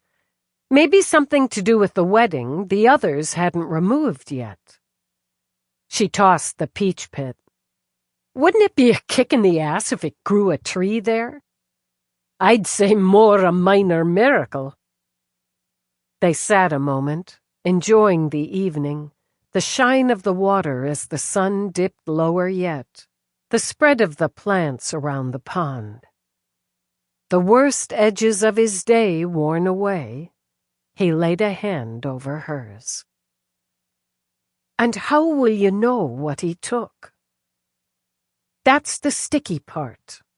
I have to convince Honeycutt, push her if it comes down to it, to go back to the apartment with me and Peabody. She hasn't been back since the murder, and she's made it clear she won't. But I have to get her to not only go back, but go through the place, to look in closets, in cupboards, in drawers, then make absolutely sure she keeps her mouth shut about it. Eve let out a breath. She's used to sharing. It's her nature to tell things to her friends, her family, possibly complete strangers. So the trick is, go back where she's staying in the morning, when we can be reasonably sure she's alone. Then convince her to go back, go through, and tell no one. She loved Albright. I don't think it'll be as sticky as you imagine to convince her to do this if she believes it will help. She's also used to trusting. As day slipped toward dusk, Eve tipped her head to Rourke's shoulder. I have to make her trust me more than she does her tribe. She may not, but she'll respect your authority. She's a rule follower, isn't she? Wouldn't that be one of the reasons, besides her looks, why Barney was attracted to her, attached himself to her? You're right about that. Honeycutt broke one of his rules, so she had to pay for it. How will that help you if you find what he took? By getting a search warrant for his place, finding what he took, charging him with theft, getting him into the box on it, then pushing the right buttons. I'm gonna make it work. You took the edge off my day, too. Did it have one? Mostly the edge of frustration. I know he did it. I know where to find him. I know how he did it, or close enough. Why, or close enough. But I can't just knock on his door and cuff him. But you like a challenge, Lieutenant. I guess I do. He's such a weak asshole, Rourke. The motive is so idiotic it annoys me. He's so not worth it. So, you remember Erin Albright is. God, he understood her. So I remember Erin Albright is. It's small, annoying steps instead of a big takedown, but she's worth it. She lifted her head, looked at him. I forgot. I bought that painting. Or will. Your first slice of New York. Yeah. I'll like having it for that. And to remind me that sometimes it takes a lot of small, annoying steps. I need to go in, take some more of them. All right. In a minute. She lowered her head to his shoulder again. Just one more minute. I feel sorry for people who don't have a spot like this. Not the big grand scope of all this.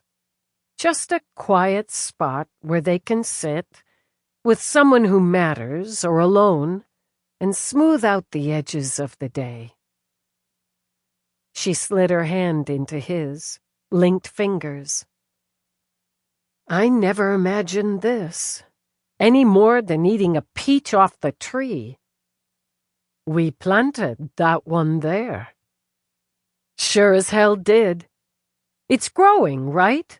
It looks like it is to me. It's growing. He kissed the top of her head. I suppose so are we. They went back in and up to Eve's office, where the cat lay sprawled in her sleep chair. He eyed them both as if to determine the need to retreat again. Sensing the crisis had passed, he stretched, rolled, and sprawled in a different direction. Do you really have work to deal with? Eve asked Rourke. Not really, no. I can get quite a bit done when pissed off, and did. Do you want an assignment? He slid a hand into his pocket, fingered the gray button. Will I enjoy it? You tell me. The first is to take a good look at Becca Denuzio's family. I want to see how they fit in Barney's narrow worldview. The next is to check and see if Barney's insured any paintings since the murder. He'd have had time now if he thought to. And last, to look at his finances again. There now, we're getting to the enjoyment. Can you dig down into purchases, gift-type things, specifically for women? Girlfriend gift-type things in the last 3 years? Ah, you want to see what he might buy for Denuzio, as it may lead you to what he might have bought back in the day for Honeycutt, and taken back.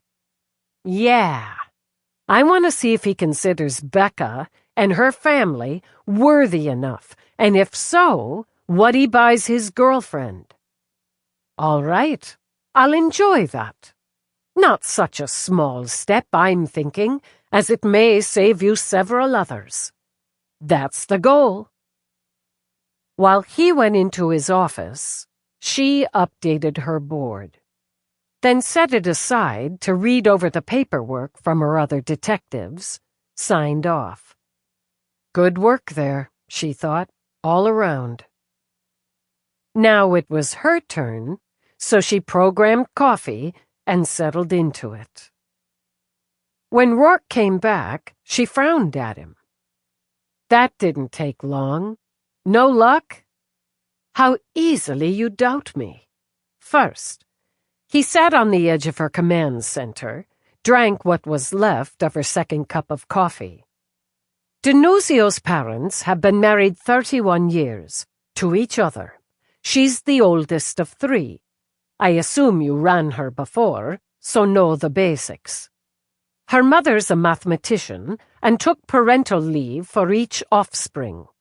The father, an engineer, coached her younger brother's softball team. They've lived in the same house, the same neighborhood, for 26 years. Potentially worthy, then, on his scale. And your instinct continues. He insured a painting, an Albright, only this morning, valued at $4,800. As for gifts, he strikes me as, again, very stagnant and very ordinary. Cross-reference Denuzio's birthday, his mother's, his sister's, and it's easy to find. His mother, his sister's, a scarf, a sweater, that sort of thing. A girlfriend gets jewelry. The same holds for what I'd assume is Christmas, and as the date range matches for the last 3 years, what would likely be an anniversary. Add Valentine's Day. Jewelry. He tosses in a few other items for Christmas, but jewelry, yes, is the main thing. Nothing overly expensive, but not too cheap either.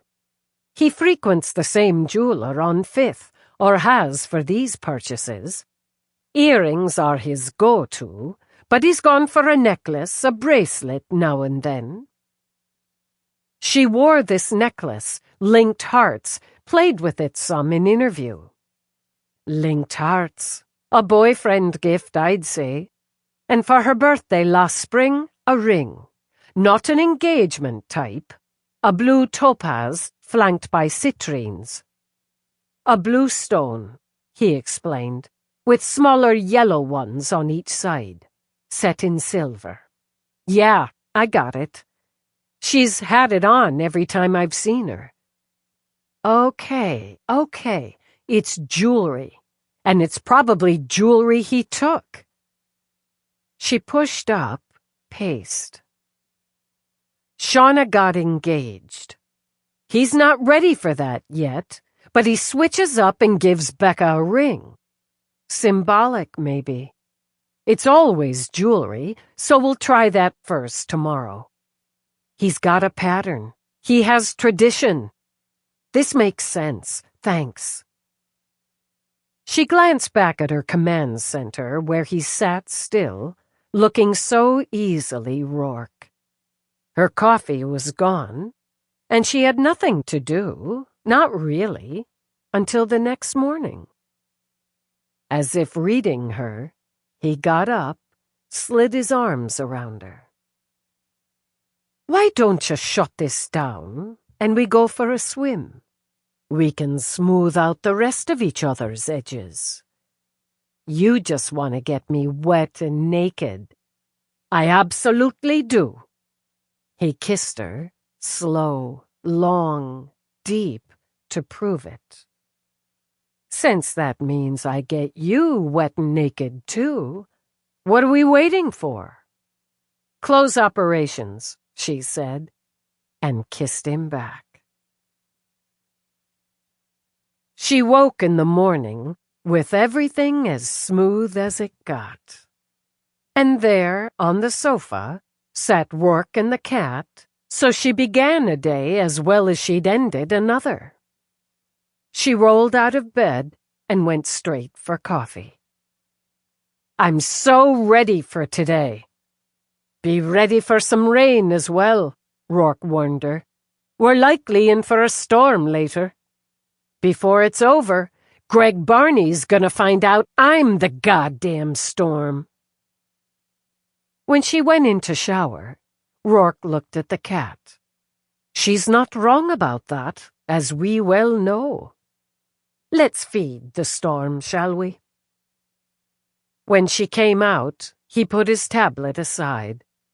He enjoyed seeing her in a robe, which certainly explained why he couldn't resist buying them for her. This one was as close as he dared come to pink, with its deep rose tone and in silk that shimmered just a little. He took off the domes as she sat, and found himself pleased when she gave the full Irish a nod and a narrow look. That's just right for today. You'll let me know, won't you, when you have him? Sure. I want to take him at his shop, mortify him. She shrugged as she crunched into bacon. Not necessary, but it's a personal wish. She glanced at him as she dug into her eggs. You'll have a better day today. I will. What's done's done. I'll move along to what's next, as will you. Don't wear black today. She paused as she cut into a fat sausage. Oh, come on. Wear a strong color, but not black. He'll understand and respect the cut, the fabric. Add a strong color, and you'll intimidate just a bit along with it.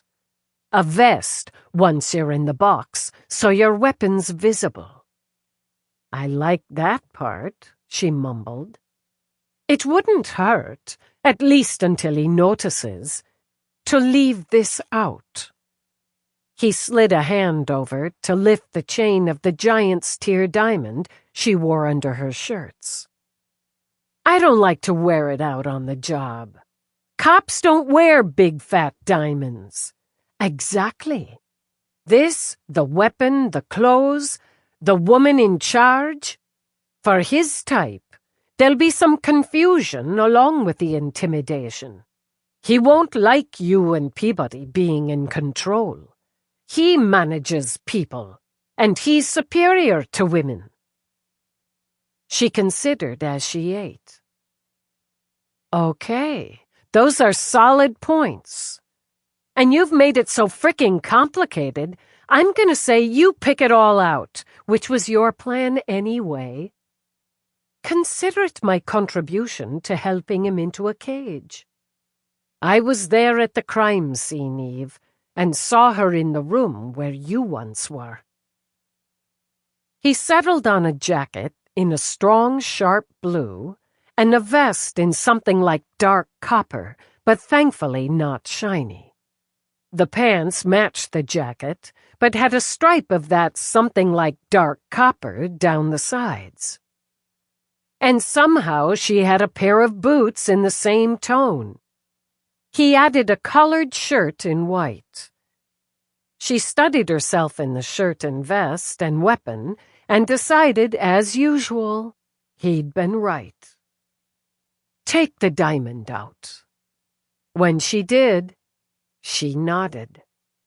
Okay, it made a statement and a contrast, but she tucked it away again. Maybe in the box, just for a few seconds. It's all you'll need. He rose when she swung the jacket on. He pulled her in and kissed her. He doesn't stand a chance against you. But take care of my cup in any case. He patted her hip where he'd discovered a bruise the night before. And watch out for piss-soaked junkies. You can bank on that one. She cupped his face, looked in his eyes. Take care of my gazillionaire. I will. Don't worry. She wouldn't. Or not too much, she thought, as she started downstairs. She just found it disconcerting when he lost his balance. But he'd found it again, so she wouldn't worry too much. And she was about to take what she was determined would be the last steps in bringing down a killer. She worked on her strategy, first in dealing with Shauna Honeycutt on the way downtown. She could leave any needed softening and stroking on that to Peabody, and the push she'd handle herself. In the garage, she took the elevator halfway up before escaping the chaos of change of shift for the glides. Since she'd beaten her squad in, she went straight to her office, then tagged Peabody. ETA to Central? Just got here, waiting for elevator. My office as soon as you get here. Knowing the elevator, Eve waited a couple of minutes before programming coffee. When she heard Peabody's clump, she sat, then pointed to the mug of coffee and to the visitor's chair. Sit. I'll fill you in and tell you how I think it's gonna go. It's going to be jewelry, she began, as Peabody snagged the mug. You think he took some jewelry from the apartment? Yeah, and here's why. Chapter 22. When Shauna opened the door of Angie Decker's apartment, she looked like someone recovering from a long, enervating illness. She stared at Eve with hope sparking in her deeply shadowed eyes. We don't have anything to report yet, and we're sorry to intrude. Could we have a minute? Sure, of course. The apartment smelled of flowers, some of which, Eve noted, had been at the memorial, and the apartment felt empty but for the three of them. Is Ms. Decker here? No, she had to go to work. People have to start living their lives again. She gestured toward a tablet on the table. I'm starting an apartment search. Trying to, because it's hard to imagine. Tears swirled. Shauna pressed the heels of her hands against them as if to push them back. She won the struggle, dropped her hands. It's just hard, but I can't stay with Angie indefinitely. I had next week off anyway, so I'm hoping I can find a place, something in the same neighborhood, and start moving in. Is this about Chi-Chi? Not directly. You should know she's agreed to plead guilty to the assault in exchange for mandatory community service and anger management training. Fine, it doesn't matter. It really doesn't matter. I'm sorry. Let's sit down. Actually, I need to ask you for something. All right. Oh, the painting. Glenda told me you wanted to buy one of Erin's paintings, the one she did of the pizzeria. She thought it would cheer me up. It did. A little.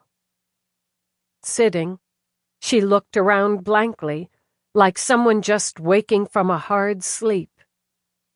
Shauna, we need you to come with us, to go through your apartment with us. What? Panic leapt into her eyes. Why? You're the only one who'll know for certain if anything's missing. But Erin wasn't killed there. It wasn't a break-in. I don't understand. It's a loose end we need to tie up before we can move to the next stage of the investigation. What stage? What stage? She pushed out of the chair. We were supposed to be married on Saturday. Do you know what we should be doing today? We should be putting up decorations for the wedding. We should be laughing and arguing about what goes where, and checking with the florist. We didn't order a lot, but we each wanted bouquets and flowers on the tables we'd set up. Now I have those. She pointed at the flowers on the table. I have those. From her memorial. Now you want me to go back to the apartment where we lived together, made all these plans, where we had a life together? Yes, I do. Do you think I killed her? It wasn't anger, but absolute devastation. Do you think I'll go there and break down and confess I killed the woman I loved? No. You're not, nor have you ever been a suspect. Then why? How could this possibly help you find who killed her? Because if something's not there that should be, you'll know. She dropped into a chair again, covered her pale face with her hands. God! I know I'm being stupid about this. I know it's weak, but it's not stupid, Peabody corrected. It's not weak. It's grief. And it's human, and it's hard. We wouldn't ask if we didn't think it's important.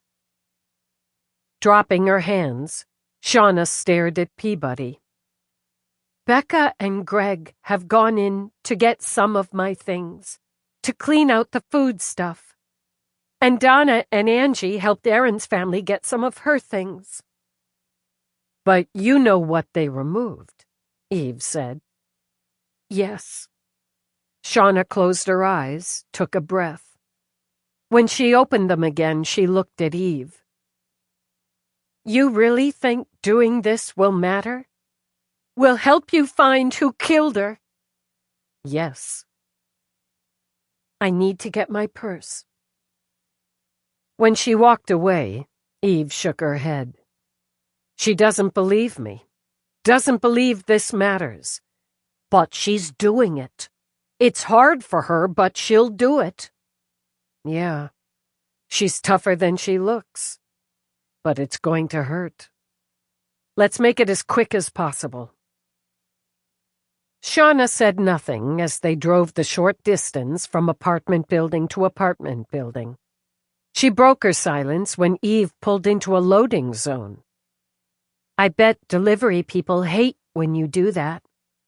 Eve flipped on her on-duty light. You win that bet. Under the circumstances, Eve tolerated the elevator ride to 4. Outside the apartment door, Eve waited while Shauna hesitated. Peabody laid a hand on Shauna's arm. Maybe ask yourself what Erin would do. She'd go in, get it done. Shauna unlocked the door, opened it. It looks so much like us, she murmured. Who we were together. She used to say I had all the style, she had all the color, and how frosty it was we were each picking some of the others up. Slowly, she walked around the living area. I was going to sell the furniture. I'd keep her paintings, and maybe a few little things, but sell the rest. That was wrong. We bought most of this together, or brought it with us from our own spaces. I was going to sell it. She brushed a hand over the back of the sofa. But no, that's wrong. We'd sit here, watch a vid. We'd have takeaway and sit over there and talk and talk. I thought it would feel empty. But it doesn't. I know I can't live here anymore. But I can take some of what we shared with me. She turned to Eve and Peabody. I should have come back before. You weren't ready before, Peabody said. I didn't think I'd ever be. She wondered a bit more. Everything's here where it should be. Honestly, I don't know what I'm looking for, or why. Let's try the bedroom. Her eyes on Shauna, Eve gestured. Becca got clothes for me, she said as she walked to the bedroom door. Toiletries and stuff. She picked up what I'd need for making the arrangements, the memorial. Outfits, clothes, jewelry? Yes. Why don't you start with the jewelry?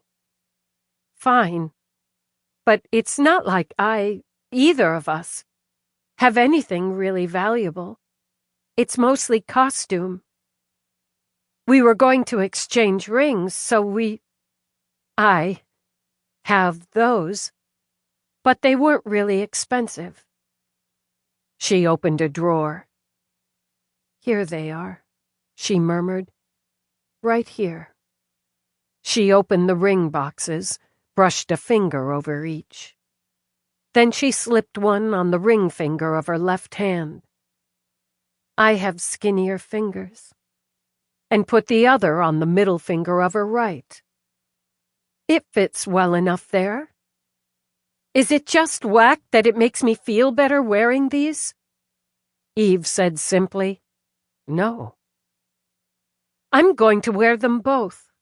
At least for a while, I'm going to wear them both." "Okay." She breathed out. "I have these sapphire studs my parents gave me for my 21st. It's my birthstone. Most valuable I have, and they're right here."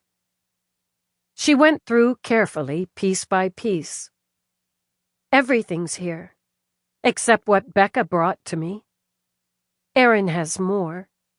She has more, not expensive, just more.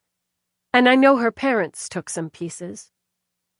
"But that's all your jewelry?" "Yes." "Oh, well, no, now that you mention it. I have some sentimental pieces. I don't wear them, but—" She crouched down, opened the bottom drawer. Then, sitting back on her heels, frowned. "That's funny.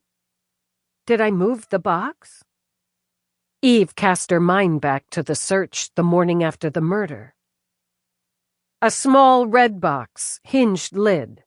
A few pieces of jewelry inside. "Yes, that's right. High school stuff. Nothing I've worn since, really, but sentimental," Peabody finished after exchanging a look over Shauna's head with Eve. "Yeah." She pushed through the other items in the drawer. Gym clothes, Eve remembered. Old sweats and things you'd wear if you expected to get sweaty or dirty. "I must have moved it. It's just a few things Greg gave me back in our day. A sweet little ring, some earrings, a necklace. Birthdays, Christmas, Valentine's Day, that kind of thing." She rose. "I must have put them somewhere else. Maybe the closet." "No, you didn't. I saw them in that drawer the day after the murder." "I don't understand." Shauna went to the closet anyway, rose on her toes to look at the top shelf. "I don't know why Becca would have moved."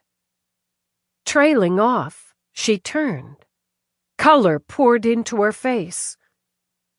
"You think Becca? That's ridiculous. And it's awful. She would never, never hurt Erin. Plus, for fuck's sake, she was on stage with me when it happened." "Tell me who knew where you kept those pieces." "Well, She ran a hand over her hair. "I guess everybody could have. I bought the little box years ago because sentimental. I probably said how I liked looking at them once in a while and remembering those days. I know I said Erin didn't mind, and I remember how John had. A lot. It was one of the reasons I knew we didn't fit." As she spoke, she opened more drawers, pawed through. "They're not worth anything, not really, to anyone but me." "Peabody?" "Rio." On that, Peabody stepped out. Her face set now, and with some color back on her cheeks, Shauna turned to Eve. "You knew something would be missing, and there is. But I don't understand why." "Shauna, I'm going to ask you some questions. But before I do, I need to trust you. Whatever we say here stays here. You can't and won't contact anyone, speak to anyone about what we say here." Those blue eyes went hot, went sharp. "You know who killed her. You know." She gestured toward the bed in a gesture as hot and sharp as her eyes. We slept there together. We didn't just have sex. We slept there, woke there, laughed there, made plans there. On Saturday, we'd have put on the white dresses we bought together, hung in that closet, and we'd have made promises to each other. You can trust me, Lieutenant, to not do anything that will stop you from locking up whoever took her from me. I believe you. How did Greg react when you started dating Erin? Some of the fresh color faded from her cheeks. You can't possibly— He gave you those pieces, Eve pointed out. He knew you kept them, correct? Yes. Yes. I told him, God, I can't remember when, that I kept Sean Bar in a pretty red box in my bottom drawer. He thought it was sweet. And when you and Erin started dating, what did he think? She reached behind her until she felt the foot of the bed, then slowly sat. He was surprised, and maybe a little, I don't know, disappointed? You have to understand, his family is very set. Man, woman, husband, wife. She chopped a hand in the air at each word. They're not mean about it, just set. So he was surprised and maybe disappointed, but angry. Shauna rubbed a hand between her breasts. I guess a little. It was more like, what the hell, you know? At first he thought, she was a kind of bad influence. I can't remember exactly what he said, but we had a little fight about it. You had a fight? More a disagreement, and it was over a year ago.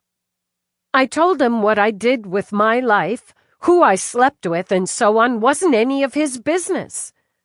I was pretty harsh because I was already in love with her, and he was so critical. But we made up. He apologized. And he and Erin got along fine. More than. You can't expect me to believe my oldest friend would have— Who else could have taken the box, Shauna? Who else did that jewelry mean anything to? I must have misplaced it. No, you said you saw it after, but— Would Erin have trusted him? She wanted to surprise you with something you dreamed of, and Donna was out of town. Would she have trusted him? Her eyes went dead. Yes. He knew about Maui. When you were together in high school, the two of you talked about it. Yes. Her voice sounded dead as well. After college. We'd get married after college when we both had jobs. And we'd honeymoon in Maui because I'd wanted that since I was a little girl. She didn't weep. Her eyes stayed dull and dead, and she didn't weep. Why wouldn't she trust him? He was my oldest friend. I've known him since middle school. Dallas?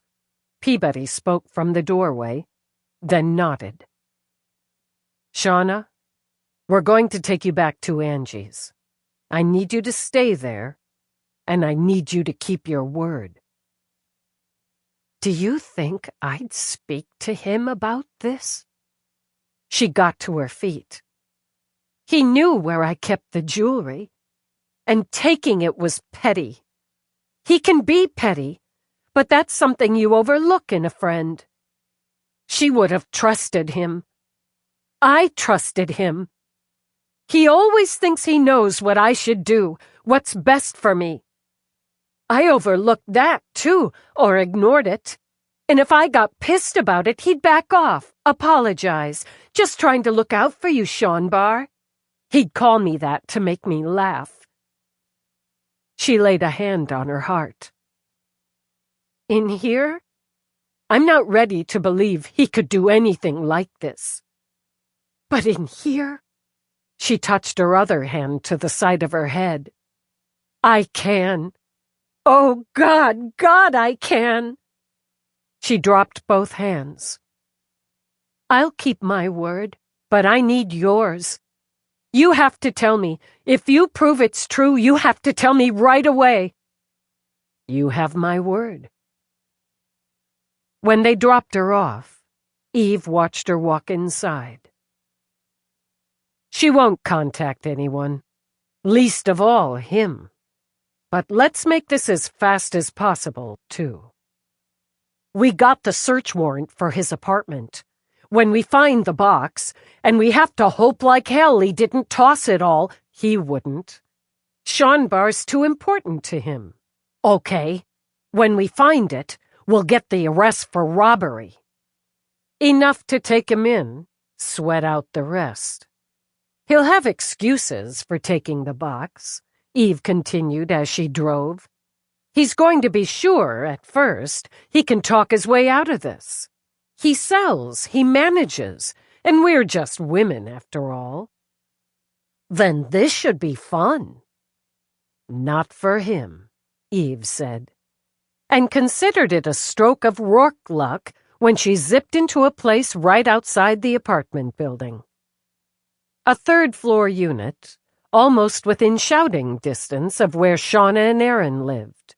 No cams, crap security. She mastered in, hit the stairs. The soundproofing was better than Shauna's building, but not by much. This time, instead of wailing, a baby laughed somewhere on the second floor, though she decided it was hard to tell the difference. On 3, she knocked first. NYPSD, Lieutenant Dallas, Detective Peabody, record on. Please open the door. When she got no response, she knocked a second time. Dallas and Peabody entering premises by master for a duly warranted search and seizure. She mastered in, looked around while Peabody secured the door behind them. Not too dissimilar from the apartment they'd just been in. More stylish, Eve supposed, not as bold and bright, but a similar footprint. One of Aaron's paintings hung in the living area, a street scene showing Barney's men's shop. A gift, no doubt, and now insured for its increased value. No clutter, she observed. No lived-in mess, and well-coordinated, like a man's suit. You could say that, Peabody agreed. Nothing out of place. He wouldn't keep it in a communal area. Bedroom, his space in there. They took the short hallway, turned. Nice and neat, but you can see they've been busy and distracted for a few days. Things a little jumbled on this dresser, hers, perfume bottle, little dish with stuff tossed in. This one's his, and that highboy, too, I'd wager. He'll have more than her. Got himself matching shoehorn, clothes brush. Eve started to the highboy. One closet, so communal. It won't be there. I've got his dresser. Eve took the highboy. She opened the top drawer first. She had about 4 inches on Becca, and the drawer hit her about chin level. Socks, folded, not rolled, and color-coordinated in dividers. She pulled it all the way out. Jesus, this is too easy. You're kidding. Nope. He slid it in the back of the drawer behind some red socks. Eve took it out, opened it. And here's Shanbar.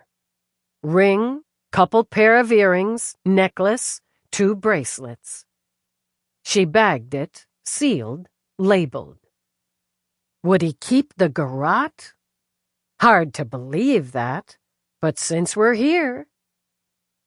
A few minutes later, Peabody called out, "Not the garrote, but I've got piano wire." Peabody held up the package. "And funny, they don't have a piano." "Bag it," Eve said, "and let's go bag him." With, Eve thought when she double-parked in front of the men's shop, as much humiliation as possible. Several horns blasted as she stepped onto the sidewalk. She ignored them. The display window showed a couple of fake men. One wore a sharp charcoal suit with needle pinstripes that made her wonder if Baxter shopped there. The other, though it was sweltering August, wore a forest green sweater with black leather pants. It had a scarf in dull gold tossed jauntily around its neck. She stepped into cool air, scented with something between pine and cedar. Summer stuff, though sweltering August, was displayed on a sales rack or neatly folded on shelves. Suits, hung in sections by designers, comprised most of one wall. Dress shirts, crisp and folded, were stacked in cubbies. Casual wear took the opposite side, and accessories, ties, cufflinks, wallets, belts, and so on, had glass displays in the center. It boosted her to see one of the staff with a customer, while the other approached her with a smile. "Good morning, ladies. Nearly afternoon now. How can I be of service?" "You can get the manager." His young, slick, handsome face showed concern. "Oh, is there a problem?" "Apparently." "Where's Greg Barney?" "He's in the dressing room area with a client. If I could assist, you can, by getting him." "Of course. Just one moment." As he hurried off, the shop door opened. Eve recognized Alessandra Charo, personal shopper, from a case they'd recently closed. And Charo recognized her. Beaming smiles, she stepped forward in red stilettos and offered a perfectly manicured hand. "Why, Lieutenant Dallas, we meet at last. I helped you identify a murderous teenager by his Stubbins." "I remember." "Shopping for Rourke?" "No, on duty." "Really? How exciting. I'm just here to make some selections for a client, whom I assume has no murderous intent." "Good luck with that." As Barney came out, Eve walked toward him. "Oh, Lieutenant, Detective. If I'd known—" "You've charged that terrible woman." "Yeah, we did. And now it's your turn. Greg Barney, you're under arrest for robbery." "What? What? That's insane. I've never stolen anything in my life." She sort of hoped he'd resist, but apparently he was too shocked to make a fuss as she cuffed him. "You have the right to remain silent," she began, as Peabody flanked him, and they started out. "This is some crazy mistake. Roderick, take over. I'll have this sorted out in no time." "Bet you don't." "You have the right to an attorney and/or legal representation," Eve continued as they walked him out. "I'd absolutely love to dress you," Charo called out, "more than ever." "I take care of that all by myself." She continued the revised Miranda, and Barney, flushed to the roots of his hair with mortification, continued to protest his innocence. "This is outrageous," he began to sputter when secured in the back of the car. "You've embarrassed me at my place of business." "Hope so," Eve thought as she got behind the wheel. "I'm not a thief. What am I supposed to have stolen? How could you do something like this?" "With a warrant." "I don't believe you. I haven't stolen anything, so you can't have a warrant." "Right here." Helpfully, Peabody held up the warrant she'd printed out on her PPC.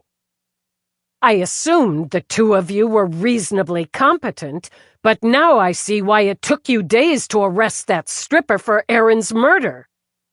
Peabody started to speak, caught Eve's slight headshake, and let that ride. I told you it was some lowlife, and it was. Shauna should never have associated with someone like that, and wouldn't have except for Aaron. Keep talking, Eve thought. Records on. Rights read. Now you come into my shop, in front of clients and staff, and drag me out like some common criminal. I don't recall any dragging. Do you recall dragging, Peabody? No, sir, I don't. And the record will show no dragging involved. He actually came along fairly meekly. She shifted to smile at him. Thanks for your cooperation.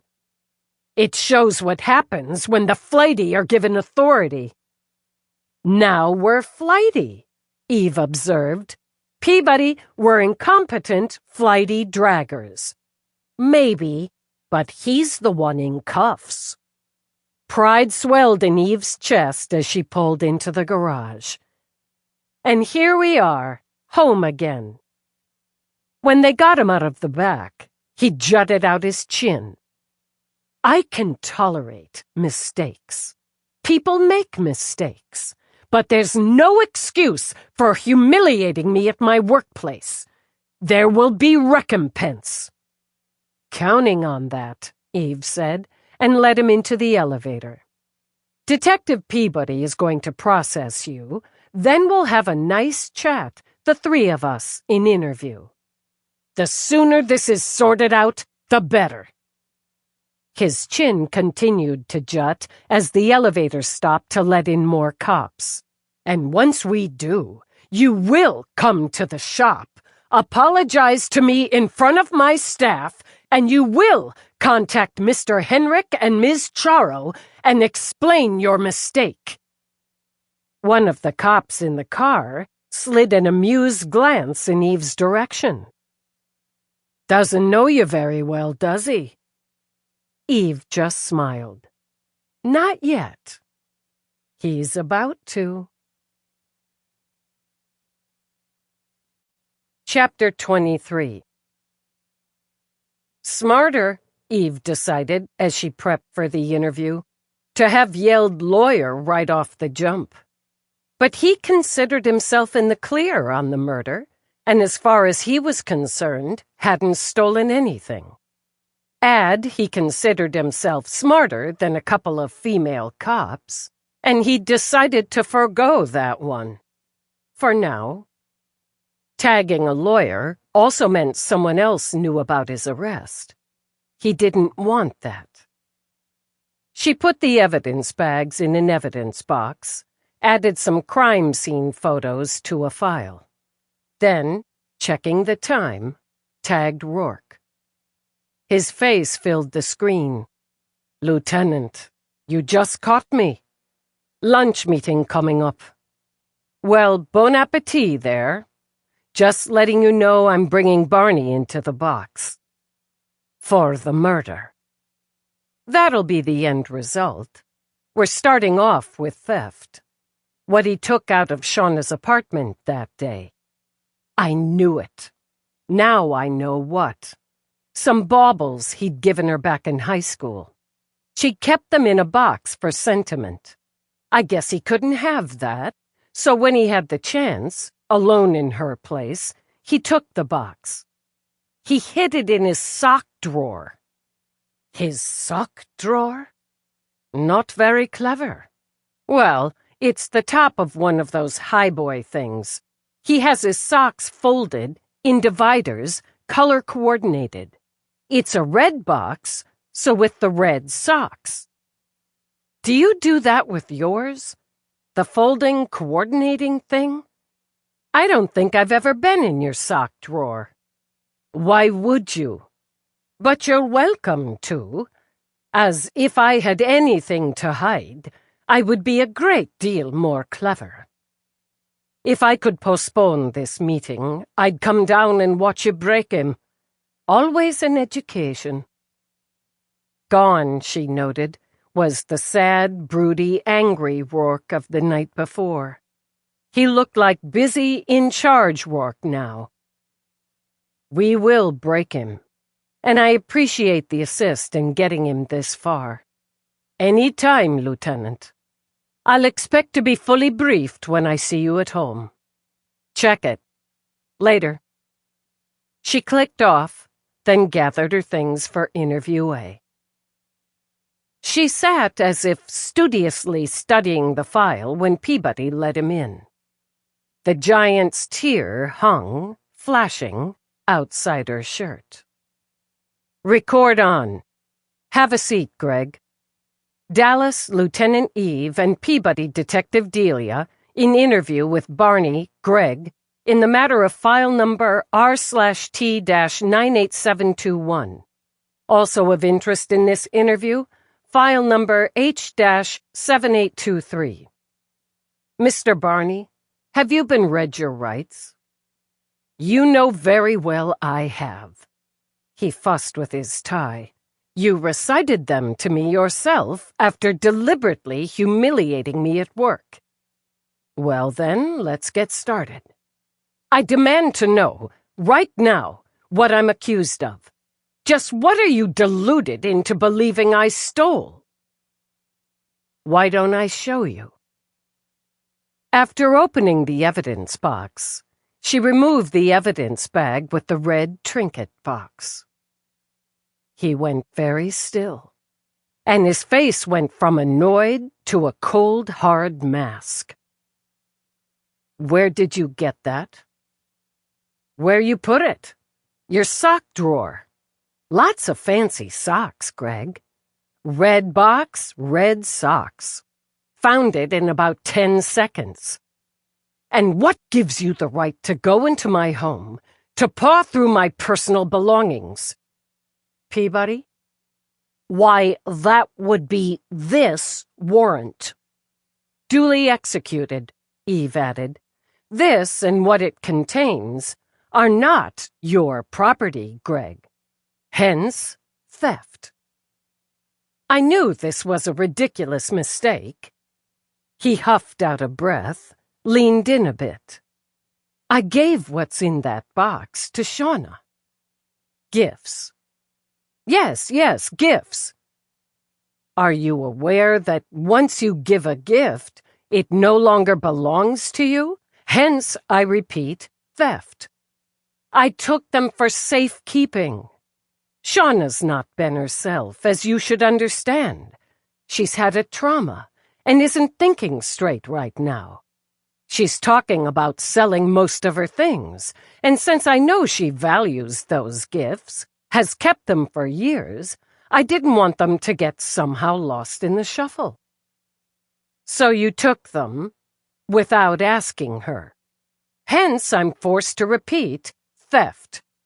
She would never think of it that way.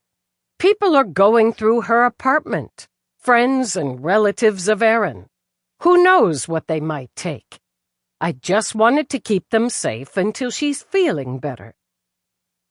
So, worried about thievery, you committed same. Oh, for God's sake!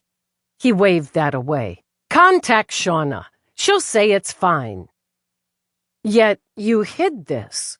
She tapped the box. I didn't hide it. I placed it. In the back of your sock drawer. Without mentioning it to your cohab. That's Becca, isn't it? Also a good concerned friend of Shauna's. I may have mentioned it. I don't recall. Peabody, why don't you step out and contact Becca Denuzio, since Greg's memory is sketchy on it? I probably didn't. He waved that away again. We've been busy, distracted. A friend was murdered. Our closest friend is grieving. You took this, with its contents, from Shauna's apartment the evening you were there, ostensibly to remove items from the AC in the friggy. Nothing ostensibly about it. That's what I did. I thought of the box while I was clearing out. Maybe I acted impulsively." He shrugged at that. "But with what was best for Shauna in my heart and mind. You decide what's best for her?" "She's grieving," he said with insulting patience. "She's hardly in the state of mind to make logical choices. This is a waste of time. A 5-second link call to Shauna will straighten this out. And then I damn well expect those apologies." "Right. You didn't much like Erin Albright, did you, Greg?" He managed to look shocked and insulted at once. "Of course I did. She was Shauna's fiancée. And I'm very grateful you, finally, caught her killer, but that doesn't excuse—" "Yeah, we caught her killer." Eve tapped the box again, then, taking it out of the evidence bag, opened it. "What do you think, Peabody?" "Sweet, pretty, immature, but suitable for a high school girl." "They're classic." He spoke coldly. "Timeless. Simple, yes, but classic, so used to dress up or dress down." "Well, you're the fashion guy." Still, she kept them separate from her other jewelry. She didn't wear these anymore. She could have. Her choice. Yeah, hers. Like Erin was her choice. You were her choice once. Sean Barr. In high school. Happy memories, yes, and a strong bond between us. But I'm in a committed relationship with someone else. From high school. His jaw tensed, then jutted again. It's entirely different now, for all of us. It really is. Shauna was also in a committed relationship. I'm aware. And now you'll help her rebuild her life, move past the trauma. I'll certainly try. Because you look out for her. Making her sandwiches, walking her home from work when you can manage it, giving advice, doing favors. His long sigh added a fresh layer to that insulting patience. Friends tend to do all of that. Good friends, real friends, certainly do. Now, I'd like to leave. If you just contact Shauna, we've talked to her already, Peabody said. And she couldn't think of why you, or anyone, would take that box and the jewelry inside. That concerned him, Eve noted, as his eyes darted away. Because you haven't let me talk to her, explain to her, as I think I've clearly explained to you. So you took it upon yourself to go into her bedroom without her knowledge or permission, go through her dresser without her knowledge or permission, remove a box containing jewelry without her knowledge or permission, then hid same in your own bedroom, in your own dresser. That's your explanation for stealing? She could actually see the muscles in his face tighten. You're being deliberately obtuse. His tone, deeply patronizing, carried an edge of ripe temper. Obtuse and flighty? I wonder what's next. I simply didn't want Shauna to do something she'd regret. And given her emotional state, are you her therapist, too? Peabody widened her eyes. A man of many facets. Oh, blow me. When that edge went jagged, the smile Eve held inside was broad and fierce. Sorry, Peabody countered. Performing sexual acts in interview is frowned upon. This is bullshit. I was acting in the best interest of a friend who tends to act on impulse and emotion in the best of times. which these clearly aren't. Now, I'm done with this. I'm leaving. Sit your ass down. The whiplash in Eve's voice had him jerking. We're in charge here, she reminded him. He sat, but eyed her with derision. You won't be when this is over. Trust me on that. I'm a police lieutenant with a dozen years behind my badge. Do you think I'm afraid of some guy who sells overpriced ties? Some guy who steals some cheap jewelry from a friend and hides it in his sock drawer? I manage a well-respected men's store that caters to a discerning clientele, and the jewelry I gave Shauna wasn't cheap. It may not compare to that rock around your neck, but it wasn't cheap. It was appropriate. This? Deliberately, she lifted the diamond by its chain. I just wear this for sentiment. Which was absolute truth, she thought, as she dropped it under her shirt. So you stole and secreted this appropriate jewelry because you were looking out for your impulsive, emotional friend's best interest? I removed them to safekeeping for Shauna's best interest, yes. You like to decide what's in others' best interest. Such as, she opened the file. Leroy Vick, a former assistant manager at your place of employment. You decided it wasn't in his best interest to move to Brooklyn with his pregnant wife and take the manager's position at another store, and took steps to prevent that. What is this? Outrage sizzled and burned 2 spots of color in his cheeks.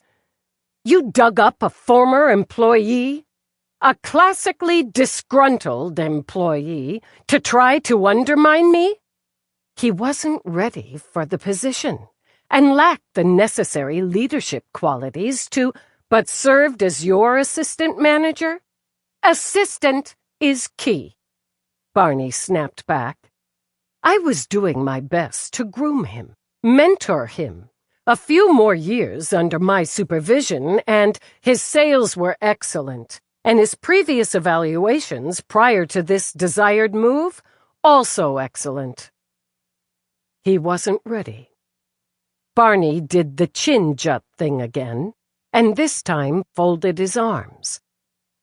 And what does my decision as a manager have to do with any of this?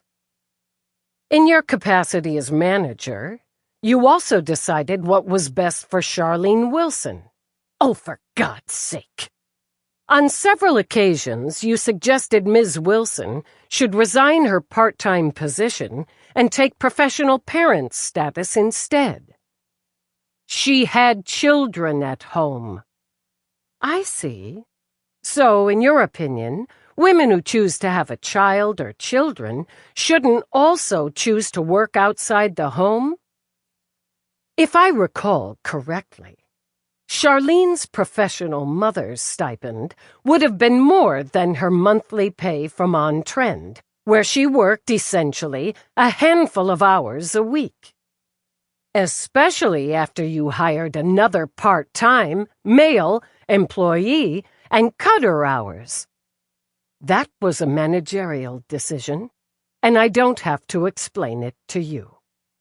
No, you don't. Mostly because it explains itself. You like to manage people. You get to decide what they should do, how they should do it, how they should live, what's best for them. Then you take the necessary steps to see they stay inside the lines you've drawn. Eve studied him, tapped her fingers on the table. It makes me wonder, Greg. What do you do when they refuse to stay inside those lines? How far would you go? Obviously, stealing isn't off the table. I've explained that. I'm not going to keep repeating myself. Shauna will understand, and will back me 100%, so your intimidation tactics are a waste of time. If you had any common sense, or any respect for the position you somehow found yourself holding, you'd let me speak with her and clear this up. I bet it pissed you off. She put what you gave her in a box. Peabody drew his attention back to her, and stuck the box in a drawer with her gym and slop clothes. Never wore what you gave her. You don't know the first thing about it. Tell us about it, Greg, Peabody urged. Tell us how it felt to have Shauna put Seanbar away and live her life the way she chose. How even after college, she wasn't interested in taking Seanbar out for another spin. That was a mutual decision. We'd both moved on. Speaking of moving, Eve picked up, after college, after a brief adjustment period back in the old neighborhood, she moved to Manhattan, and you followed right along soon after like a puppy, even moved into the same building. For employment, and convenience to my employment. So the fact you took employment near hers, moved into the same apartment building, had nothing to do with good old Seanbar. Why shouldn't I move into the same building as a good friend? He demanded, but looked away. When it's convenient to my work. Then, lo and behold, you start dating another old schoolmate. And one Shauna's connected with, made good friends with. In fact, what they both consider best friends. What's strange about that? Becca and I began seeing each other, initially through Shauna. We fell in love. Did you? Or was she just second choice because Shauna didn't want you? How dare you? He slapped a fist on the table. How dare you speak about the woman I'm going to marry that way? Oh, you're engaged. Peabody clapped her hands together. Congratulations. Not yet. We will be. When you decide? Eve asked. When you decide it's the best time, it's best for her. That's how it works. As he had during the arrest, he sputtered. When I feel it's right, I buy the ring, I pick the time, the place, and I propose. And naturally, she accepts. You decide when and where you'll get married, then if and when to procreate. And if you do procreate, she'll set aside her career until such time as you decide the offspring is old enough for her to pick it up again. If ever. Not that it's any of your business. But when I take a wife, I will be head of the household. When we have children, I will provide for them, and she will mother them. This is how strong families are built. Take a wife, Eve thought. That was a good one. So, parents who both opt to maintain a career aren't building strong families? That's my personal opinion, to which I'm entitled. Sure you are. But what if both parents are men, or both are women? Who's the mom who stays home then? The fact there's that question only demonstrates why such arrangements only foster confusion and difficult family dynamics. I want to speak to Shauna, now. But this conversation is so interesting. Aren't you interested, Peabody? Fascinated. You know, my aunts Gracie and Lottie have been married for, golly, I think it's 40-odd years. 3 kids, grown now. I think it's 6 grandkids and counting. Gracie's a large animal vet. You know, horses, cows, like that. Lottie's a teacher. History, high school level. They're a pretty strong family. In your opinion, Barney commented. Yeah. Peabody just smiled. Everybody's got opinions. Of course, I come from a free-ager background." Peabody caught the smirk and only smiled more brightly. "And we're big on tolerance and inclusion. And from my scan of your background, yours isn't in the free-ager area." "Decidedly not. No offense," he said to Peabody. "Oh, absolutely none taken." "Given your background and stated opinions," Eve began, "what did you think when Shauna became involved with Aaron?" "That she was, again, acting on impulse and the emotion of the moment. She dated men who disappointed her or didn't suit her, so she experimented. Unwisely." "How unwisely?" He let out an impatient breath. "Aren't we sitting here right now due to that? Aren't I being interrogated and humiliated because of that? You've arrested the woman responsible for this upheaval in our lives, a person Shauna would never, ever have associated with prior to her involvement with a woman like Erin Albright."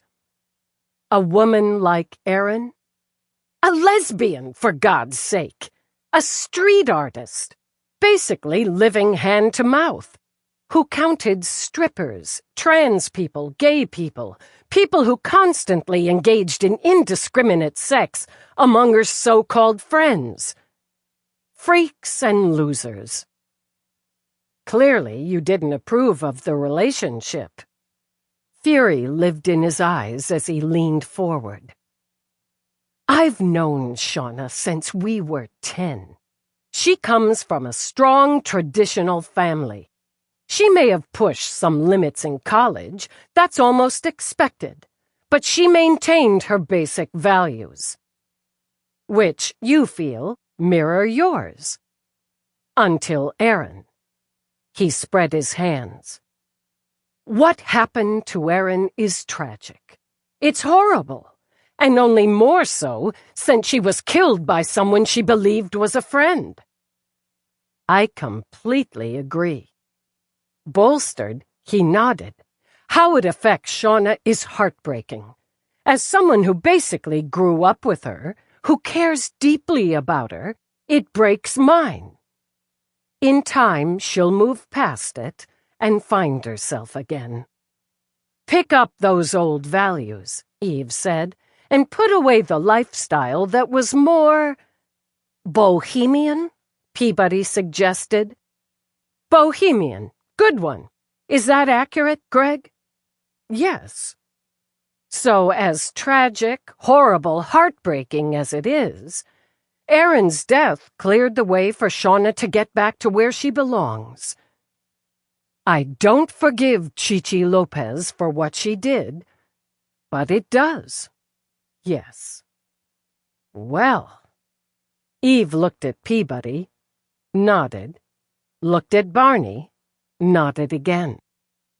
"No wonder you had to kill her." "What?" He surged up. "Are you out of your mind? Sit down. I will not listen to this. Sit down." Eve rose slowly. "Or I'll put you down. And believe me, I'll enjoy it." "You have no right to treat me this way." But he sat. "No cause to say such things to me. You've got Erin's killer. You arrested her." "We arrested Lopez for assault on Shauna, not for Erin's murder. That was your assumption, and boy, did that fit right in for you. The stripper with the garrote in the sex club. Hey, like Clue, love that game. But," Peabody pointed out, "it turns out to be the overbearing ex-boyfriend with the garrote in the sex club." "Sure does. And when you add ex-high school boyfriend, it's only more pathetic. I take mementos for safekeeping, and suddenly I'm a killer? That sure helped. You looked so damn guilty and twitchy when you walked into that hallway and saw me. I knew you'd taken something you shouldn't have. You should have left that alone, and I might not have started focusing on you the way I did. That was weak. That was stupid. Like it was stupid to try to push the low-life stranger killer in the sex club on me. I'm a fucking professional. That only proves I care about my friend, not that I killed anyone. If you try to tell Shauna I did, I'll sue your lying ass off.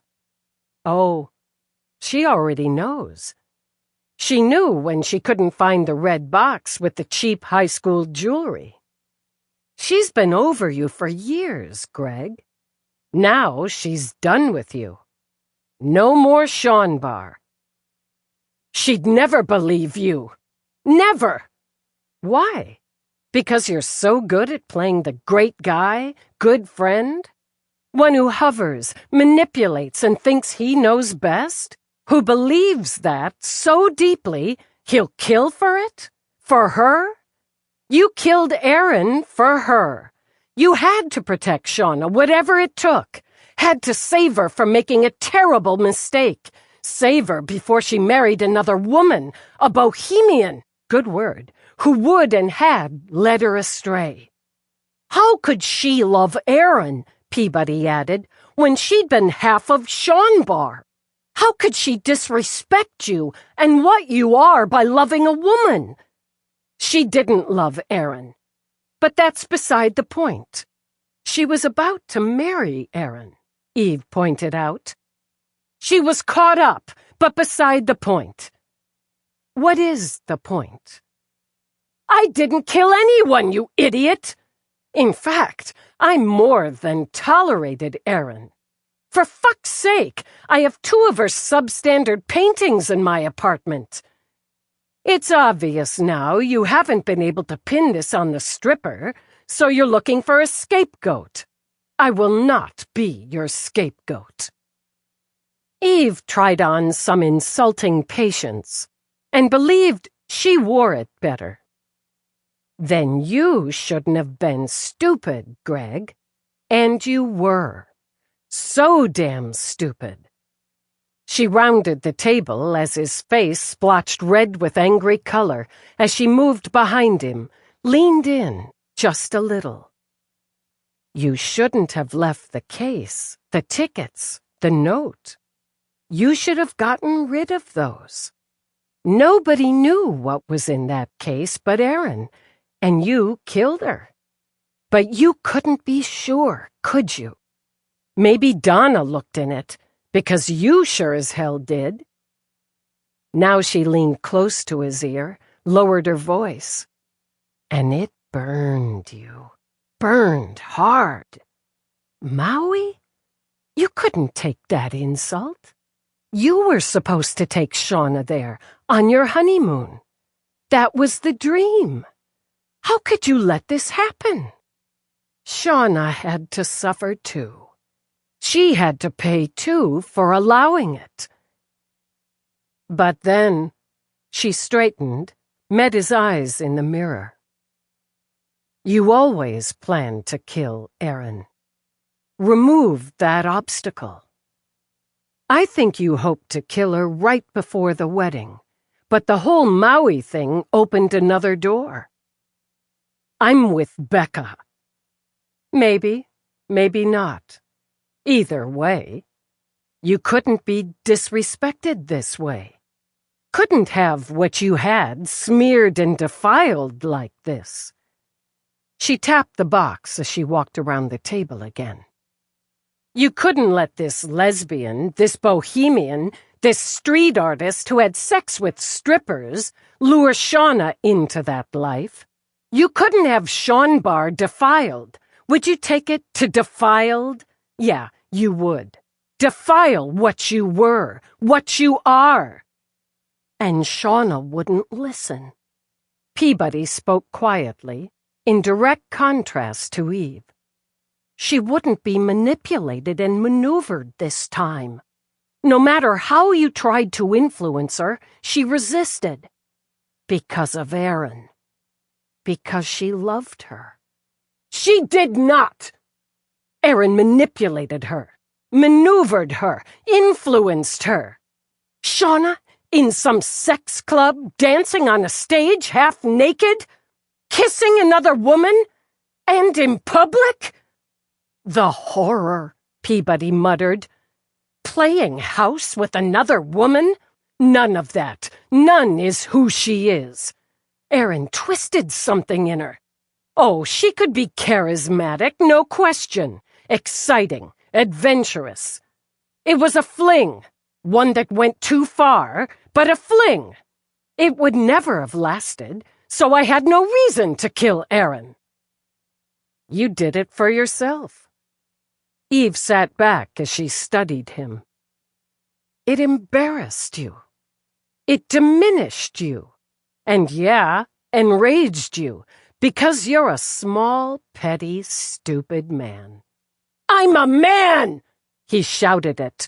And you know nothing! Yes, their relationship embarrassed me. For Shauna. She was making a fool of herself. I actually said that to Becca once, and what did she say? She laughed and said, "A fool for love." Women are so predictable. Love is the reason, the excuse, the fall guy for everything. You detested Aaron. What if I did? She was ruining Shauna's future. She demeaned my past. We had something special, Shauna and I. Yes, we were young, but we had something special. We were something special. And what she was doing with Aaron, what she intended to do with Aaron, despite all sense, demeaned what we had and what we were. You were never going to give Shauna back that jewelry. So what? So the fuck what? I gave it to her with an open heart. I took it back because she didn't deserve to have it. Because of Aaron. Yes, because of fucking Aaron. Maybe I'm not as sorry as you think I should be that she's dead, but I didn't kill her, and you have nothing, absolutely nothing, to say I did. Actually, we have this one thing. Because you're a stupid man, Greg. A stupid man who thinks he's smart. A small-minded, stupid man who believes he's special. You're not special. You're pitifully ordinary. Fuck you! You have nothing! Well, we've got this. Eve reached in the evidence box, pulled out the piano wire. Something else you should have ditched. His face paled, then reddened again. I've never seen that before. We found it in your drawer, Greg. Then you put it there.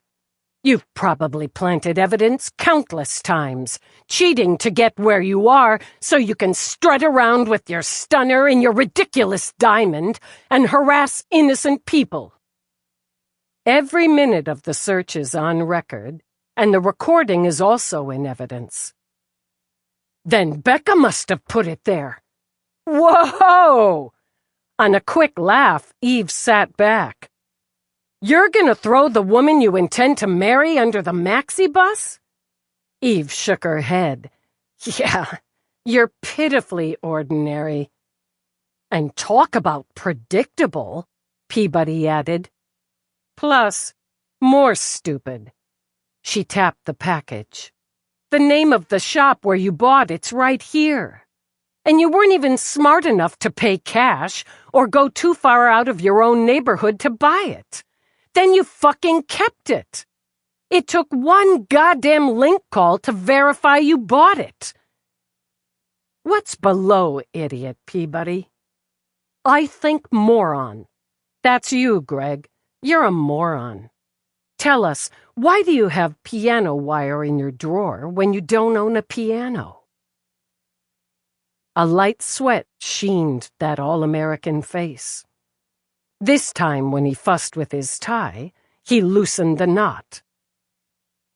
It's not against the law. Jesus. Do you honestly think we can't match this to the wound you put on Aaron Albright's throat? What's below a moron? Maybe imbecile? He's getting there. A garrote's a mean way to kill, but she deserved it. So you bought the wire, and you looked up how to make a garrote. EDD's had time to go through your E's by now. Why don't you tag them up, Peabody, so we can close this out? Stop it! Stop it! None of that proves anything. If there's something below, imbecile, Peabody said, I'm out. We'll just say Greg Barney. You have the wire. You have a search for the fashioning of a garrote on your E's. You detested her. She demeaned who you were, and she was leading Shauna into a deplorable, in your view, lifestyle. And she pulled the last bag out of evidence. You kept your old link, Greg. We didn't need EDD to find your communications with Aaron. She trusted you. She asked you for a favor she wanted so she could surprise Shauna. She didn't tell you what the surprise was. That was her big secret. And you agreed. It's all on there, Peabody told him. When, you asked, where, and how. Such a good guy, such a good friend. The when, the day of the party, because she didn't want Donna feeling pressured to get back in time. The where, she'd bring it to you before you left for work, after Becca had already left. Then the how. She'd meet you when you took lunch, give you the swipe. I bet she told you not to peek, that she wanted Shauna to be the first to know, but you did. And that sealed Aaron's fate. Hell, it's like she asked you to kill her. She handed you the perfect opportunity. If you had a friend who was hanging off the side of a cliff, would you throw her a rope? Barney demanded. If you had a friend drowning because she'd swum out too far, would you do what you could to save her? I would. That's all I did. And in time she'll understand. No, you did it for yourself. And you're glad she suffered, your good friend Shauna. So you could hover, the loving friend. Offer to make her a sandwich. Offer to help get stuff out of her apartment. Offer her a shoulder to cry on. Then smirk, Eve added. Yeah, I caught that. Smirk when she gets her face slapped at her fiancé's memorial. What a thrill for you. Her tears, her grief, a kind of payment for embarrassing you, for disrespecting the shine of Sean Bar. She shoved Aaron's crime scene still across the table. There's your work. I bet you're proud of it. I took a life to save a life. And I want a deal. I bet you do. Let's go over your movements of that day, that night, so we have all the details in place first. Epilogue. It took time, and to her amazement, he didn't demand a lawyer until the end. She'd given him too much credit for smarts. He ended up with a public defender who huddled with him, who then huddled with Rio. During the legal huddling, Eve dealt with the paperwork. Then she closed her murder book and began to clear her murder board. Then she huddled with Rio and left satisfied before she and Peabody went to deliver a different sort of notification. Shauna deserved to know. As a result, she drove through her home gates a little late. Not very, she decided. Plus, she'd followed the marriage rules and tagged Rourke as requested. She walked in, eyed Somerset, eyed the cat. Yeah, I'm late, and a stupid asshole of a murderer's in a cage. Then well done to you, Lieutenant. As well done as the law allows, she said, and headed upstairs with the cat. When she walked into her office, Rourke was at her board, clearing it. "You're clearing my board. You said it was done, so I thought I'd save you some time." "It is, and it does. Thanks. Let's have some wine." She walked over to grab a bottle herself. Hardly mattered which, as Rourke didn't stock anything that didn't meet his level, and that remained well above hers. He confessed. He did. He's an idiot. No, wait. We decided he's a Greg Barney, which is below imbecile. You actually want to hear all this? I do. Then let's sit over here, and I'll tell you. She pointed toward the sofa, brought the wine in glasses herself. He'd opened the terrace doors to the breeze that approached a wind, and it felt just fine. She ran through the interview. And that was it? Truly? He murdered a woman because her relationship with his high school sweetheart embarrassed him? A lot of his self-worth's tied up in Sean Barr and his incredibly rigid worldview. Shauna deviated from both, and he blamed Aaron for it. His usual methods didn't work, so... She shook her head, drank. He'd have done it again. You think so? I know it. If he'd gotten away with this, he'd have done it again. To Becca, maybe Shauna, a staff member who disrespected him. He'll get a shrink in prison, but I doubt they'll crack the wall of that worldview. Did he get a deal after all? I wouldn't call it much of a deal. Life on planet. Possibility of parole at 25 in. You're satisfied with that? Yeah. He's in the system now, and he's not smart enough to work it inside. He's just not. He won't get parole at 25. She stretched out her legs, put her boots on the table as the cat joined them. Pushing his buttons turned out to be easier than I thought, and I didn't think it would be that difficult. Talking to Shauna, then Becca after? A lot harder. A kind of notification, isn't it? He topped off both their glasses, then put his boots beside hers. The center drops out of someone's world. Shauna'd had enough time to work through at least some of it. But Becca? She loved the guy. But the guy she loved doesn't exist. Shauna wanted to go with us, and Angie got home when we were there. So they both went with us. So Becca had a circle. Some of her tribe. It helped. I guess it helped.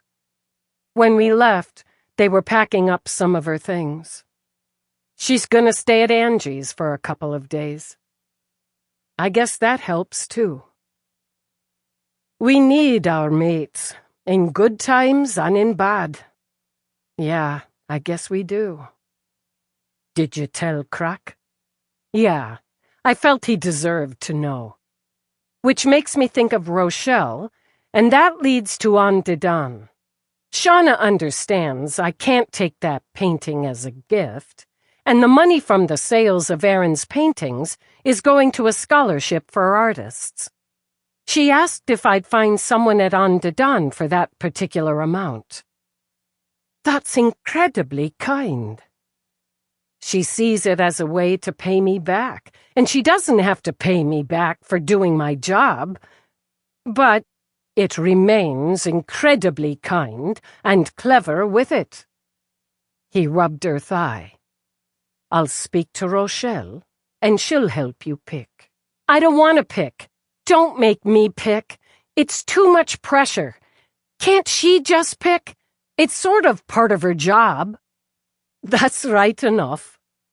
That's the way we'll do it. Good. Phew. Feel the relief. She laid her head on his shoulder, then tipped her face up to kiss his jaw. Let's eat outside again. I could grill something. Would something be steak? It could be. It should be. But let's sit here and finish this glass first. With the doors open, it's practically outside. And it feels good just sitting here. She linked her hand with his. It's nice being married, she said again. My idea, I'll remind you. I gotta give you that. She sat sipping wine, the strong summer breeze blowing in, her hand linked with his, and the cat spread over both their laps. Yes, she thought. It was pretty damn nice.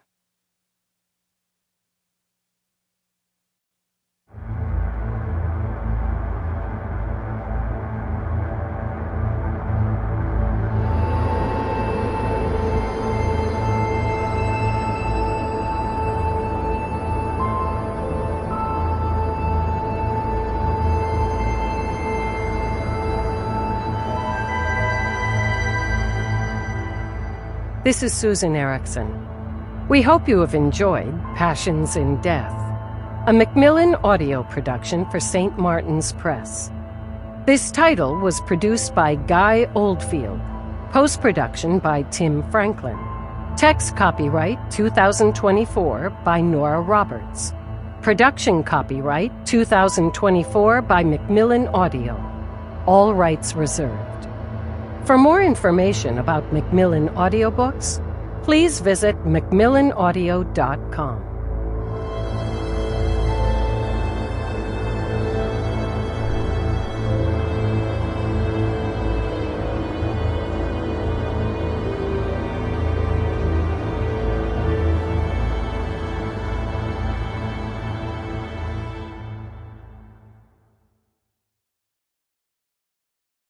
Audible hopes you have enjoyed this program.